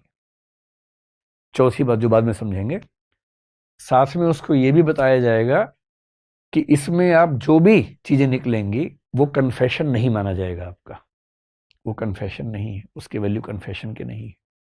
क्यों? कन्फेशन लेने का अधिकार केवल और केवल मजिस्ट्रेट को है, वो ना पुलिस को है, ना मनोवैज्ञानिक को है, ना डॉक्टर को है, ना किसी और को है। और कानून की व्यवस्था कहती है कि जब आप अपराधी से, अभियुक्त से बात करेंगे वो होशो हवास में होना चाहिए। अगर वो होशो हवास में है ही नहीं तो उससे हम उस समय की उसकी गवाही को कैसे वैल्यू दें? भाई या तो इन सब में अमेंडमेंट करके लिख दें कि इसको हम गवाही मानेंगे। जब तक नहीं लिखा तब तक ह्यूमन राइट्स कमीशन ने ये निर्देश निकाला। तो अभी तक की जो स्थिति है, इसके बाद अंतिम जो बात है वो ये कि 2010 में एक फैसला हुआ, जो मैंने आपसे कहा सेल्वी का मामला, जो मैं बाद में डिस्कस करूंगा। सुप्रीम कोर्ट ने भी इसमें साफ कह दिया कि आप नेशनल ह्यूमन राइट्स कमीशन की बातों को मानेंगे, कंपल्शन नहीं कर सकते, चॉइस का मामला है। और कंपल्शन क्यों नहीं कर सकते, इस मामले में सुप्रीम कोर्ट ने तो और 2-3 बातें कह दी। आर्टिकल 20 पार्ट 3 का विरोध तो है ही, उसने ये भी कहा कि आप अपने खिलाफ गवाही नहीं देना चाह रहे, आप चुप रहना चाह रहे हैं, उसके भी खिलाफ है। और मेंटल प्राइवेसी के खिलाफ है। राइट टू प्राइवेसी जिसको हम बोलते हैं वो आर्टिकल 21 में आता है, राइट टू पर्सनल फ्रीडम में आता है। आप किसी के दिमाग के अंदर घुस के कुछ कुछ ऐसी बातें निकाल के ले आए जो कहीं मिसयूज भी हो सकती हैं, उसकी प्राइवेसी खत्म हो गई। तो राइट टू मेंटल प्राइवेसी भी तो एक चीज है, वो भी तो उससे खत्म हो रहा है। फिर सुप्रीम कोर्ट ने कहा राइट टू डिग्निफाइड लाइफ, वो भी आर्टिकल 21 के तहत आता है। Right to life and personal liberty है आर्टिकल 21। उसने कहा राइट टू लाइफ का मतलब पशु वाली जिंदगी नहीं है, इंसान वाली जिंदगी है, डिग्निटी वाली। इसमें डिग्निटी खत्म होती है, क्योंकि इस व्यक्ति ने जो आरोप लगाया था वो ये कि मुझसे परमिशन तो ले ली टेस्ट लेने की, उसके बाद जो मेरा हल किया टेस्ट के नाम पे, डिग्निटी उसमें नहीं थी एकदम। तो सुप्रीम कोर्ट ने कहा राइट टू डिग्निफाइड लाइफ खत्म होता है। राइट टू पर्सनल लिबर्टी जो है, जिसमें एक व्याख्या है राइट टू प्राइवेसी, वो खत्म होता है। Right to not be self criminated जैसा जो वाक्य बनेगा वो खत्म होता है, इसलिए हम इसकी परमिशन नहीं देंगे। सुप्रीम कोर्ट ने ये जरूर कहा, सरकार ने बहुत दबाव बनाया कि अगर इसकी परमिशन मिलेगी तो 3rd डिग्री खत्म हो जाएगा, जल्दी फैसले होंगे, राज्य का दबाव कम होगा, हम अपराधियों को जल्दी जेल तक पहुंचा पाएंगे। तो सुप्रीम कोर्ट ने पासिंग रेफरेंस में कहा भाई अगर आपको इतना ही मन है तो संविधान और एक्ट में संशोधन कर दीजिए, हम ऐसा नहीं करेंगे, हम ये व्याख्या नहीं करेंगे, आप करेंगे तब का तब देखेंगे। फिलहाल अभी जो कानून है, जो संविधान है, उसके तहत अगर आप हमसे पूछेंगे तो हम तो परमिशन नहीं देंगे इस चीज की, क्योंकि ये ह्यूमन डिग्निटी के खिलाफ हमें लग रहा है। दूसरी बात जो इसमें आती है वो ये कि अगर किसी ने टेस्ट करवा लिया, टेस्ट कई लोग करवा लेते हैं, कई बार तो ये भी होता है कि जैसे कोई व्यक्ति फंस गया जबकि वो गलत नहीं था, वो खुद बोलता है कि नार्को करवाइए मेरा, मेरा ब्रेन टेस्ट करवाइए, ब्रेन मैपिंग करवाइए, क्योंकि उसको पता है कि ये होगा तो मैं बेकसूर साबित हो जाऊंगा। तो कई लोग वॉलंटरीली चाहते हैं कि उनका टेस्ट हो जाए। तो अगर किसी का टेस्ट हो तो उसकी एडमिसिबिलिटी होगी या नहीं होगी, एक सवाल ये उठता है। एडमिसिबिलिटी मतलब उसको स्वीकार किया जाएगा या नहीं, ये सवाल है। इसके लिए जो हमारा एक्ट है देश में, उसको बोलते हैं इंडियन एविडेंस एक्ट 1872। ये एक्ट बताता है कि गवाही की वैल्यू क्या है, प्रूफ की वैल्यू क्या है, एविडेंस की वैल्यू क्या है। किसी एविडेंस मानेंगे, किसी केवल स्टेटमेंट मानेंगे, किसी केवल रेलिवेंट फैक्ट मानेंगे। इसके एक प्रोविजन का प्रयोग करते हुए सुप्रीम कोर्ट ने बड़ी अच्छी व्याख्या की सेल्वी के मामले में। और वो व्याख्या क्या है? ये सेल्वी का मामला है 2010 का, 5 मई 2010 सबसे महत्वपूर्ण फैसला माना जाता है इस मामले में। 3 जजेस की बेंच ने दिया था फैसला। एविडेंस एक्ट में एक है सेक्शन 25, एक है 26, एक है 27। सुप्रीम कोर्ट ने 27 के तहत इसकी व्याख्या की। बहुत ध्यान देने की बात है ये, इसको समझ लेंगे तो आपको भी कानून का आइडिया रहेगा। और कानून ऐसी चीज है, मेरे ख्याल से देश के हर व्यक्ति को पढ़ना ही चाहिए। अपने अधिकार पता हो, अपनी जिम्मेदारियां पता हो, बिना बात के कोई दबाव ना बना सके। कानून की पढ़ाई करने के बाद कोई दबाव नहीं बना सकता आपके ऊपर। कोई बोलेगा कि ऐसे आप बोलेंगे इंडियन एविडेंस एक्ट सेक्शन 27, फिर कोई कुछ बोलेगा ही नहीं, बोलेंगे अच्छा ठीक है, अब जाइए जाइए जाइए, है ना। तो बहुत महत्वपूर्ण बातें हैं। और कुछ लोगों ने इसकी व्याख्या में 2 सेक्शंस की बात की, 45, 45A। इनमें से 2-2 मिनट की बात समझ लीजिए, इसके साथ ही ये बात पूरी हो जाएगी। सेक्शन 25 क्या कहता है कि अगर पुलिस के सामने किसी ने कन्फेशन किया है या कोई विटनेस दिया है, उसके बेस पर उसे अपराधी नहीं माना जाएगा। एकदम साफ लिखा हुआ है। हमेशा ध्यान रखना है, ईश्वर ना करे कभी आप कहीं फंस जाएं और कोई पुलिस का व्यक्ति टॉर्चर करे। हालांकि पुलिस के लोग भी अब ध्यान रखते हैं इस बात का, लेकिन मान लीजिए कोई ऐसा व्यक्ति हो टॉर्चर करे कि लिख कागज पे कि तूने खून किया है, लिख कागज पे। एकदम मत डरना, उस समय उससे बचने के लिए लिख देना बेशक। अब आपको लग रहा है कि नहीं लिखूंगा तो मार मार के लहूलुहान कर देगा मुझे, तो आप कहेंगे हाँ लिख देता हूँ। क्या क्या लिखना है बताओ, किस किस का मर्डर के नाम बताओ, सबकी लिस्ट बनाओ। हाँ मैंने ही मारा था, किसी का भी नाम लिख दीजिए ना, चंद्रगुप्त मौर्य को मैंने मारा था लिख दीजिए, कुछ भी लिख दीजिए, जो मन कर लिखवा लीजिए। बिल्कुल नहीं डरना है। हमेशा ध्यान रखना है CRPC सेक्शन 161 और इंडियन एविडेंस एक्ट सेक्शन 25। रत्ती भर वैल्यू नहीं। पुलिस के सामने अगर कोई आपने ऐसा बयान दिया जिससे आप इनक्रिमिनेट हो रहे हैं, आप अपराधी बन रहे हैं, उसकी वैल्यू नहीं है। बाकी बयान की वैल्यू है, इसकी वैल्यू नहीं। फिर 26 में क्या कह रहे हैं? कोई ऐसा बयान जो पुलिस कस्टडी में रहते हुए दिया गया हो, उसकी भी वैल्यू नहीं है इस मामले में। पुलिस कस्टडी है, पुलिस ने एक घर में बिठा दिया, पुलिस वाला बोला मैं तो बाहर जा रहा हूं, ध्यान रखियो, ठीक से बयान दे दियो। बयान किसी और ने लिया, इसकी भी कोई वैल्यू नहीं है, क्योंकि ये व्यक्ति पुलिस कस्टडी में है। पुलिस कस्टडी के अंदर बयान की वैल्यू केवल तब होगी जब वो बयान मजिस्ट्रेट ने लिया हो, अन्यथा उस बयान की कोई वैल्यू नहीं है यदि उससे व्यक्ति खुद अपराधी साबित हो रहा हो। अब सुप्रीम कोर्ट का सिंपल कहना है कि भाई पुलिस कस्टडी में ये नार्को भी हो रहा है, पुलिस कस्टडी में ब्रेन मैपिंग भी हो रहा है, तो 25-26 के तहत कैसे वैल्यू मानेंगे उसकी? हम नहीं मान सकते। फिर सवाल है कि पुलिस करवा क्यों रही है इतना सारा, इतना तामझाम, इतना टीवी मीडिया हो क्यों रहा है सब? इसकी वजह है सेक्शन 27। और सेक्शन 27 एक तरह से एक्सेप्शन है 25 और 26 का। यानी 25-26 की बातें अपनी जगह है, लेकिन ऐसा हुआ तो 27 लागू हो जाएगा। और 27 लागू होने का मतलब क्या है? वो कहता है कि मान लीजिए पुलिस ने इन्वेस्टिगेशन की और किसी ने कुछ कहा जिससे वो अपराधी साबित हो रहा है, तो उस बात की वैल्यू तो एकदम नहीं है। लेकिन अगर उसने कुछ बात कही और पुलिस ने उसके बेस पे कुछ फैक्ट्स निकाले और आगे बढ़कर अपनी रिसर्च से कुछ ऐसे फैक्ट्स निकाल लिए जिनसे साबित होता है कि ये व्यक्ति अभियुक्त है, अपराधी है, तो उन फैक्ट्स की वैल्यू मानी जाएगी, उनको एडमिसिबल माना जाएगा, उनको प्रूफ के रूप में, एविडेंस के रूप में स्वीकार किया जाएगा। सिंपल मतलब क्या समझ लीजिए। इस केस में जैसे आफ्ताब केस है, मान लीजिए नार्को टेस्ट हुआ, नार्को टेस्ट में उसने कहा कि हाँ मैंने खून किया था, इसकी कोई वैल्यू नहीं है, इसके बेस पे अदालत स्वीकार नहीं करेगी। लेकिन नार्को टेस्ट में मान लीजिए पुलिस ने पूछा कि चाकू कहाँ रखा, उसके मुंह से निकल के चाकू तालाब के अंदर डाला था, और सिर का जो हिस्सा वो कहाँ रखा, वो मैंने उस खेत में दबाया था। अब हाँ मैंने मारा था इसकी वैल्यू नहीं है, लेकिन उसने सिर बता दिया कहाँ है, चाकू बताया कहाँ है, पुलिस ने टीम भेज के चाकू रिकवर कर लिया, और उस नाइफ पे उसके हाथ के निशान मिल गए, फिंगरप्रिंट्स मिल गए। अब नाइफ और फिंगरप्रिंट्स जो हैं ये अपने आप में एक एडमिसिबल एविडेंस बन सकता है। बात समझ पा रहे हैं? नार्को, पॉलीग्राफ या ब्रेन मैपिंग में कुछ ऐसे रिजल्ट्स आए जिससे साबित हो रहा है कि इस व्यक्ति ने अपराध किया है, इसकी अपने आप में वैल्यू नहीं मानी जाएगी।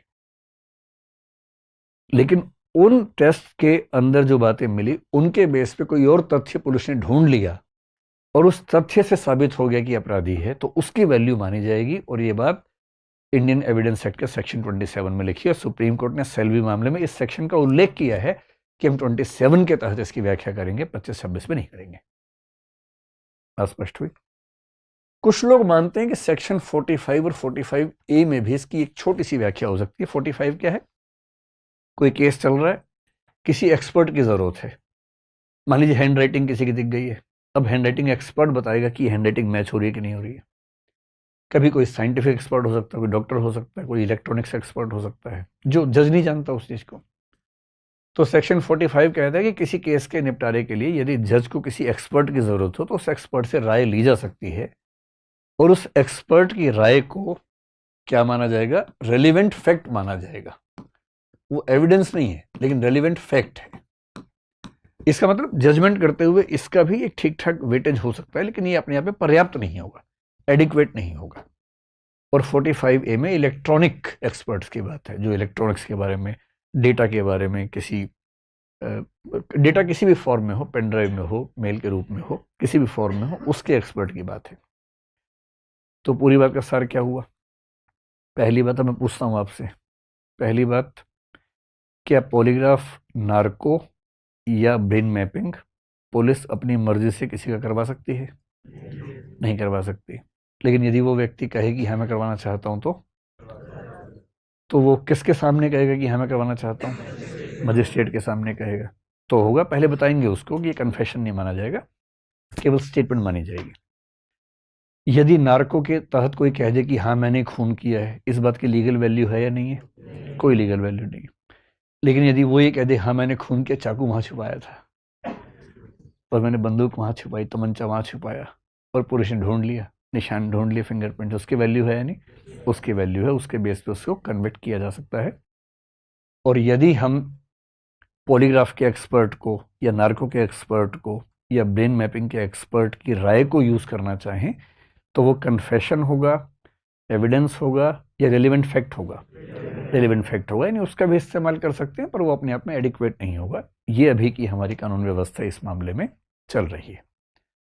अब अंतिम बात यह है कि क्या होना चाहिए इस मामले में। यदि कोई आपसे पूछे कि भविष्य की कानून व्यवस्था हमारी कैसी हो, ये भी तो सवाल है ना, कि चेंज भी तो होता है, अमेंडमेंट्स भी होते हैं, क्या होना चाहिए? सबसे पहली बात, ऐसे मामलों में हमेशा ये काम करना चाहिए लॉ कमीशन को। लॉ कमीशन क्या होता है? एक ग्रुप होता है, कमीशन, एक आयोग होता है जो लॉ मिनिस्ट्री बनाती है। उसमें लीगल एक्सपर्ट्स होते हैं जिनका काम ये होता है देखना कि कौन कौन से कानून ऐसे हैं जिनको ठीक करना चाहिए, किनको हटा देना चाहिए, कौन से नए कानून बनाने चाहिए, और जो बनाने चाहिए इनको ड्राफ्ट पूरा बनाना, जनता से राय मशवरा करना, और उसके बाद उसको पास करवाना संसद से। ये काम लॉ कमीशन का काम रिकमेंडेशन देने तक का, उसके बाद लॉ मिनिस्ट्री करती है काम। तो लॉ कमीशन इन सारे पहलुओं पर विचार करे, और यदि बात यह है कि क्या कंपलसरी होना चाहिए या नहीं, तो सामान्य उत्तर तो मेरे ख्याल से हम सबका यही है कि कंपलसरी नहीं होना चाहिए। लेकिन देखिए, मामला केवल आम आदमी के अधिकार का नहीं है। हमें यह भी समझना है कि अगर एक खतरनाक व्यक्ति इन चीजों का फायदा उठा के बच जाए और समाज में है, तो कई और लोग भी तो खतरे में आ जाते हैं। उसका तो प्राइवेसी का राइट है, बाकियों का तो जीवन का अधिकार खत्म हो गया। एक बड़ा इंटरेस्टिंग केस 1970s के बीच का है, बड़ा मतलब बुरा केस कहना चाहिए, Amrit Singh versus state of Punjab case है। 7 साल की बच्ची का रेप हुआ और मर्डर हुआ, दूसरी क्लास की बच्ची थी, जिस पे आरोप लगा उसका नाम अमृत सिंह था। बच्ची खून से सनी हुई थी जब उसकी मौत हुई, लेकिन उसके हाथ में ना कुछ बाल थे और ये माना गया कि जब उसका रेप हुआ तो उसने पकड़ लिया उस व्यक्ति को कस के, उसके बाल टूट के हाथ में आ गए। अब मामला ये था कि उस व्यक्ति का एक बाल का सैंपल लेकर डीएनए मैच कर ले, क्योंकि डीएनए मैचिंग तो शुरू हो गई थी। और उसने कहा कि आर्टिकल 20 क्लॉज 3 के तहत मैं अपने बाल का नमूना देने को बाध्य नहीं हूं, और अदालत उससे बाल का नमूना ले नहीं पाई। सुप्रीम कोर्ट भी कुछ नहीं कर पाया इस मामले में। अब ये भी तो गलत बात है ना कि कानून का सहारा लेके बड़े बड़े अपराधी छूट जाएं, और उस बच्ची के अधिकार की बात कौन करेगा जो 7 साल की जिसकी मौत हो गई। इसलिए केवल अधिकार उस व्यक्ति के नहीं है जो अभियुक्त है या जो अपराधी होने की संभावना रखता है, अधिकार तो बाकी व्यक्तियों के भी हैं। एक स्वस्थ समाज में रहना, जीवन को ठीक से एंजॉय कर पाना, वो भी तो अधिकार हम सबका है। इसलिए एक बैलेंस बीच में निकालना पड़ता है।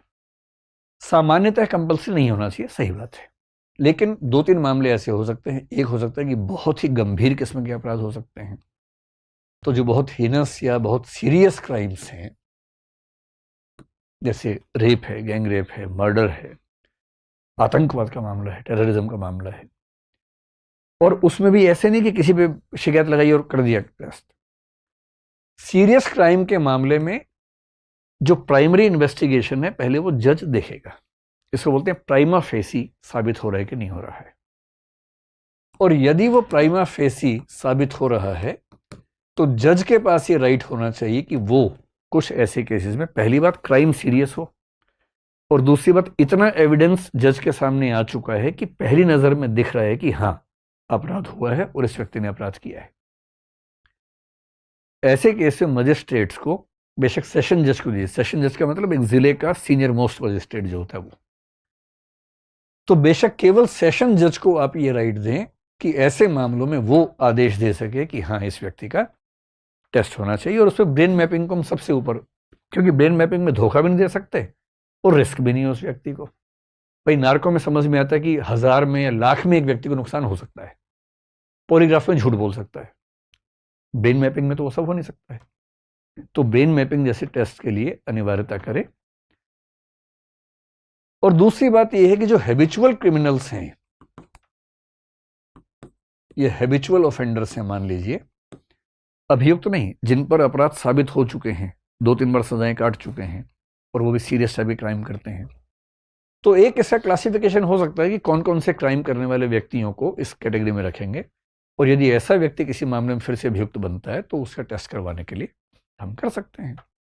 एग्जैक्टली तो लॉ कमीशन बताएगा, हम तो केवल एक मोटी मोटी बात कर सकते हैं, खाका बना सकते हैं। अब दूसरी बात है, क्या इसको एडमिसिबल मान लेना चाहिए कि किसी ने नार्को के नशे में बताया कि हाँ मैंने ही खून किया है। सरकार का विचार ये था उस मामले में कि सर इससे काम जल्दी निपटेगा, 3rd डिग्री भी नहीं करना पड़ेगा, कन्विक्शन रेट बढ़ेगी, एक्विटल मतलब छोड़ देना, वो रेट बढ़ेगी, फायदा है। पर सुप्रीम कोर्ट ने कहा ना भाई हम तो ऐसा नहीं करेंगे, आपको करना तो संशोधन कर दीजिए। मेरे ख्याल से एडमिसिबिलिटी के मामले में अभी रुकना चाहिए, अभी जो स्थिति चल रही है वो ठीक है। अभी सेक्शन 27, कौन से एक्ट का सेक्शन है? इंडियन एविडेंस एक्ट का, अभी 27 के तहत चल रहा है, तो उसको हम चला सकते हैं। लेकिन आज से कुछ साल बाद हो सकता है कि BEOS या ब्रेन मैपिंग जैसी तकनीकें बहुत आगे के स्तर पर चली जाएं। आजकल MRI यूज करना शुरू कर दिया है, फंक्शनल MRI एक टेस्ट होता है, और आज से 20, 25, 50 साल बाद हो सकता है कि ऐसे स्कैन ब्रेन के होने लगे कि कुछ कहने की जरूरत ही ना पड़े, ना रिस्क हो जरा सा भी। कोई अभियुक्त है, लाए MRI करवाया, रिपोर्ट आ गई अपराधी है, ये काम किया इसने, तो तब सोचेंगे। फिलहाल इस पर आगे बढ़ने से बचना चाहिए। और एक तीसरी बात ये भी है, आजकल अमेरिका में क्या हो रहा है कि पॉलीग्राफ टेस्ट का इस्तेमाल पब्लिक लेवल पे भी होता है, केवल सरकार नहीं करती है। एम्प्लॉयमेंट है, नई नौकरी देनी है, सेना में नौकरी देनी है, इंटेलिजेंस की नौकरी है, पहले उनका पॉलीग्राफ टेस्ट होता है। ब्रिटेन की एक यूनिवर्सिटी ने, यूनिवर्सिटी ऑफ कैंट उसका नाम है, KENT, उसने एक रिसर्च की और उसने एक राय दी कि अभियुक्तों पर प्रयोग हो ना हो, लेकिन जो अपराधी जेल में हैं या पैरोल पे हैं, उनका टाइमली टेस्ट अगर होता रहे पॉलीग्राफ, तो कम से कम हम ये पता लगा सकते हैं कि उनके सुधरने की गति कितनी है और क्या फिर से वो किसी ऐसी एक्टिविटी को अंजाम देने वाले हैं। तो क्यों ना हम अपराध होने से पहले ही रोक लें और केवल उन व्यक्तियों पर करें जिनके साथ, मतलब जिनके बारे में जजेस ये कहें कि हाँ, इनको चेक करना जरूरी है ताकि समाज में एक शांति बनी रहे। हो सकता है आगे चल के हमें ये भी करना पड़े, लेकिन फिलहाल हमें ये मानना चाहिए कि कंपल्शन के मामले में कुछ गंभीर अपराधों में और जो बार बार अपराध करते हैं उन व्यक्तियों के लिए कंपल्सरी करने का विचार कर सकते हैं। बाकी मामलों में जो भी की स्थिति है मेरे ख्याल से वो ठीक है। तो मेरी तरफ से बात पूरी हो गई। अब आपके मन में जो भी सवाल हो अगर बचे हैं तो पूछिए। सही सवाल पूछना, वरना पॉलीग्राफ करके चेक कर लेंगे सवाल सही है गलत है, या ब्रेन मैपिंग कर लेंगे। कोई सवाल नहीं आप लोगों का? शुरू में तो बड़े उत्साह में थे कि बहुत सारे सवाल पूछेंगे। थक गए या सवाल नहीं आए मन में? थक गए बहुत ज्यादा? हाँ पूछिए भाई। सर जैसे पॉलीग्राफ टेस्ट कोई अपराधी नहीं कराना चाहता है तो वो अपराध माना जाएगा उस पर या नहीं माना? नहीं, अभी तो स्थिति ये है कि अगर कोई पॉलीग्राफ के लिए मना कर दे तो फिर हम टेस्ट नहीं करवा सकते। सिविल केस में फिर भी करवा सकते हैं, क्योंकि जो आर्टिकल 20 क्लॉज 3 की छूट है केवल क्रिमिनल केसेस में है। सिविल केस में थोड़ा दबाव बना सकते हैं। जैसे आपने एक एनडी तिवारी का केस सुना होगा। एनडी तिवारी यूपी के सीएम थे। एक लड़का था रोहित शेखर, उसने क्लेम किया कि मैं इनका बेटा हूं। अब ये बाप बेटे का मामला सिविल मामला है, क्रिमिनल नहीं है। उसने कहा डीएनए टेस्ट करवाइए, मैं साबित हो जाऊंगा बेटा, मुझे संपत्ति में हिस्सा, पता नहीं संपत्ति मांगी, जो भी मांगा, नाम शायद मांगा। जज ने कहा कि आप हमें ब्लड सैंपल दे दीजिए, टेस्ट करवा लेते हैं, या हेयर सैंपल दे दीजिए। उन्होंने मना कर दिया कि नहीं दूंगा। तो जज ने कहा कि अगर आप सैंपल नहीं देंगे तो हम प्रिजम्पशन ये बना लेंगे कि आरोप सही है। तो फिर हुआ कि अच्छा मैं सैंपल दूंगा। सैंपल लेने गए डॉक्टर तो बोले बीमार हूं, नहीं दूंगा। अंत में जबरदस्ती सैंपल लिया, फिर साबित हुआ कि हाँ रोहित शेखर उनका पुत्र है। तो सिविल मामले में कंपल्सरी थोड़ा बहुत कर सकते हैं, क्रिमिनल मामले में भी कंपल्सरी नहीं कर सकते। अगर किसी ने पॉलीग्राफ के लिए मना कर दिया तो टेस्ट नहीं होगा, फिर बाकी एविडेंस के माध्यम से कोशिश की जाएगी कि वो साबित होगी अपराधी है, पॉलीग्राफ से नहीं। ठीक है, और बताएं। हाँ पूछिए पूछिए पूछिए, माइक हाथ में रख लीजिए। सर मेरा प्रश्न है, आपका नाम क्या है? सर मेरा नाम सागर कटारिया है सर। सागर? हाँ बताइए। सर मेरा प्रश्न है कि अगर कोई इंसान है कि जो बहुत ही झूठ बोलता है, बिल्कुल कैरेक्टर में आ चुका है, या फिर इस सारे टेस्ट होने से पहले वो टेक्नोलॉजी को समझ ले पहले थोड़ा सा, कि मतलब किस तरीके से टेक्नोलॉजी काम करती हैं। कितना ही बड़ा झूठा हो, है ना देखो पॉलीग्राफ में तो धोखा दे देगा मशीन को, और पॉलीग्राफ तो लोग दे देते हैं। कितना भी झूठ बोलने वाला आदमी हो, नार्को से बचना बहुत मुश्किल है। अच्छा, पॉलीग्राफ के बारे में भी ध्यान रखना है। अमेरिका में एक एजेंसी है एनआरसी, नेशनल रिसर्च काउंसिल, उसने 2003 में एक स्टडी की कि पॉलीग्राफ कितना वैलिड है, और एक दो स्टडीज और भी हैं। अगर मैं उनको मिला के बताऊं, 3 स्टडीज को, हम लोग जब दूसरों से इन्वेस्टिगेशन करते हैं, सच और झूठ पहचानना चाहते हैं, हमारी जो क्रेडिबिलिटी है वो 50% की है। यानी 50% मामले में हमको धोखा देना बहुत आसान काम है आम आदमी को।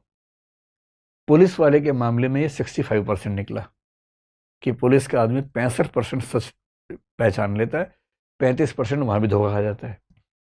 और पॉलीग्राफ की जो ऑथेंटिसिटी है वो 80 से 85% की थी।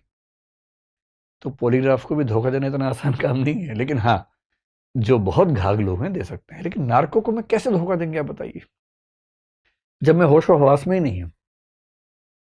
ऐसे सुना आपने, कई लोग सोते हुए बड़बड़ाते हैं, अब कोई गहरी नींद में बड़बड़ा रहा है, उस समय कैसे धोखा देगा वो? होश हवास में ही नहीं है। और ब्रेन मैपिंग में तो उसको झूठ बोलना ही नहीं है। उसके सामने एक फोटो है, वो कुछ बेचारा सोच ही नहीं पा रहा, अंदर तरंग बन गई, वेव बनी, वो नोट हो गई। इसलिए कोई कितना भी समझदार क्रिमिनल हो, ब्रेन मैपिंग में और नार्को में उसका बचना मुश्किल काम है। अच्छा, मुझसे पिछले वीडियो पर कई कमेंट्स आए, मेरी टीम ने बताया कि सर हमें ऑडियंस में आना है तो कैसे आ सकते हैं। तो 2 बातें मैं स्पष्ट कर रहा हूँ। एक तो ऑडियंस, अभी हम अपने जो समूह के लोग हैं वही बैठ रहे हैं, आगे चल के कोई रास्ता निकालेंगे कि कोई भी व्यक्ति आ सके। दूसरा, उसके सारे कमेंट्स ना मैं पढ़ता हूँ चैनल के, ना मैं जवाब देता हूँ। कुछ लोगों ने जवाब दिया तो सबको लगा कि मैं जवाब दे रहा हूँ। एक टीम हमारी है, तो मतलब ये उम्मीद मत कीजिए कि मैं सारे कमेंट्स पढ़ूंगा, सबके जवाब दूंगा, मुझे मौका नहीं मिलते। टीम काम करती है, मेरी भूमिका उसमें नहीं के बराबर है। जी नमस्कार सर, मैं हनप्रीत हूँ। सो बेसिकली सर मेरा क्वेश्चन ये था आपसे कि जैसे नार्को टेस्ट में आपने ये बताया कि अगर मैंने बोला कि मैंने कोई अपराध किया तो वो जस्टिफिकेशन नहीं है जज के सामने, बट और आपने दूसरा पॉइंट ये बताया कि जैसे अगर हम घुमा के उससे क्वेश्चन पूछ सकते हैं कि चाकू वहाँ पे है या जो भी आपने एग्जांपल दिया, अगर एक ऐसी सिचुएशन हुई कि पुलिस ही अगर उसमें मिली हुई है और नार्को में हमें तो होश है नहीं, तो अगर हमारे फिंगरप्रिंट लेके या कोई भी वेपन लेकर अगर खुद पुलिस ने उस वेपन को वहाँ पे दफनाया हो तो उसकी क्या जस्टिफिकेशन रहेगी अगर अगर पुलिस आगे जो है कोर्ट के ऊपर जाती है तो? मतलब भारतीय कानून व्यवस्था में ना अपराधी साबित करना बहुत मुश्किल काम है, बेकसूर साबित होना बहुत आसान काम होता है। ठीक है, फिंगरप्रिंट मैचिंग वगैरह इन सब के लिए इंडियन एविडेंस एक्ट में पूरे प्रोसीजर्स दे रखे हैं। उन प्रोसीजर के अलावा आप कुछ कर नहीं सकते, और उसमें एक एक चीज़ की वीडियो रिकॉर्डिंग होगी, सब चीज़ें होंगी, और उस पर जो वकील होता है उस पक्ष का, जो अपराधी के पक्ष में है, उसको पूरा अधिकार है कि वो पूरी जांच की कार्रवाई पर सवाल खड़े कर सकता है। इतना आसान नहीं होता है।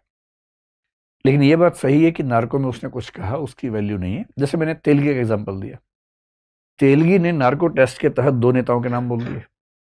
बाद में जब कोर्ट में हुआ, मतलब सेक्शन 164 के तहत जब उसकी गवाही हुई, तब उसने नाम नहीं बोले। उससे पूछा भी गया क्या किसी व्यक्ति का नाम कोई शामिल है, उसने कहा नहीं, कोई शामिल नहीं है। तो क्या माना गया कि कोई शामिल नहीं है, जबकि उसने नार्को में नाम बोल दिए थे। तो फिलहाल ये है कि भारत में किसी बेकसूर को अपराधी साबित करना आसान काम नहीं है। ऐसा होता होगा कुछ केसेस में, लेकिन आसान काम नहीं है। और मतलब उस वकील के पास तो अधिकार है ही ना सवाल खड़े करने के लिए, करते ही हैं। सर मेरा नाम प्रियंका है और मेरा सवाल ये है कि अगर कोई अपराध हुआ है और वहाँ पे कोई आई विटनेस है तो क्या दूसरा पक्ष उस चीज़ में ये बोल सकते हैं कि हम इनका पॉलीग्राफ या नार्को टेस्ट कराने की हम अपील कर सकते हैं उसमें? अपील तो कर सकते हैं, और ये जो विटनेसेस हैं उनके मामले में भी हो सकता है कि पॉलीग्राफ की बात करें, लेकिन वही बात है कि उससे कंसेंट होना ज़रूरी है। अगर वो विटनेस कंसेंट ना दे तो फिर नहीं हो पाएगा, किसी का भी नहीं होगा, ना अभियुक्त का ना ही किसी विटनेस का। ठीक है, और सेक्शन 164 जो है ना, या 161 है, ये अभियुक्त के लिए भी है, विटनेसेस के लिए भी है। तो ठीक वही प्रोसेस पॉलीग्राफ पे भी लागू हो जाएगा, विटनेस भी और अभियुक्त भी, दोनों के लिए। ठीक, समाप्त करें अब फिर। चलिए, बहुत बहुत धन्यवाद, और मुझे उम्मीद है कि आप लोग बहुत बोर नहीं हुए होंगे। तो जल्दी ही फिर कभी मिलते हैं। ठीक है, धन्यवाद, शुक्रिया।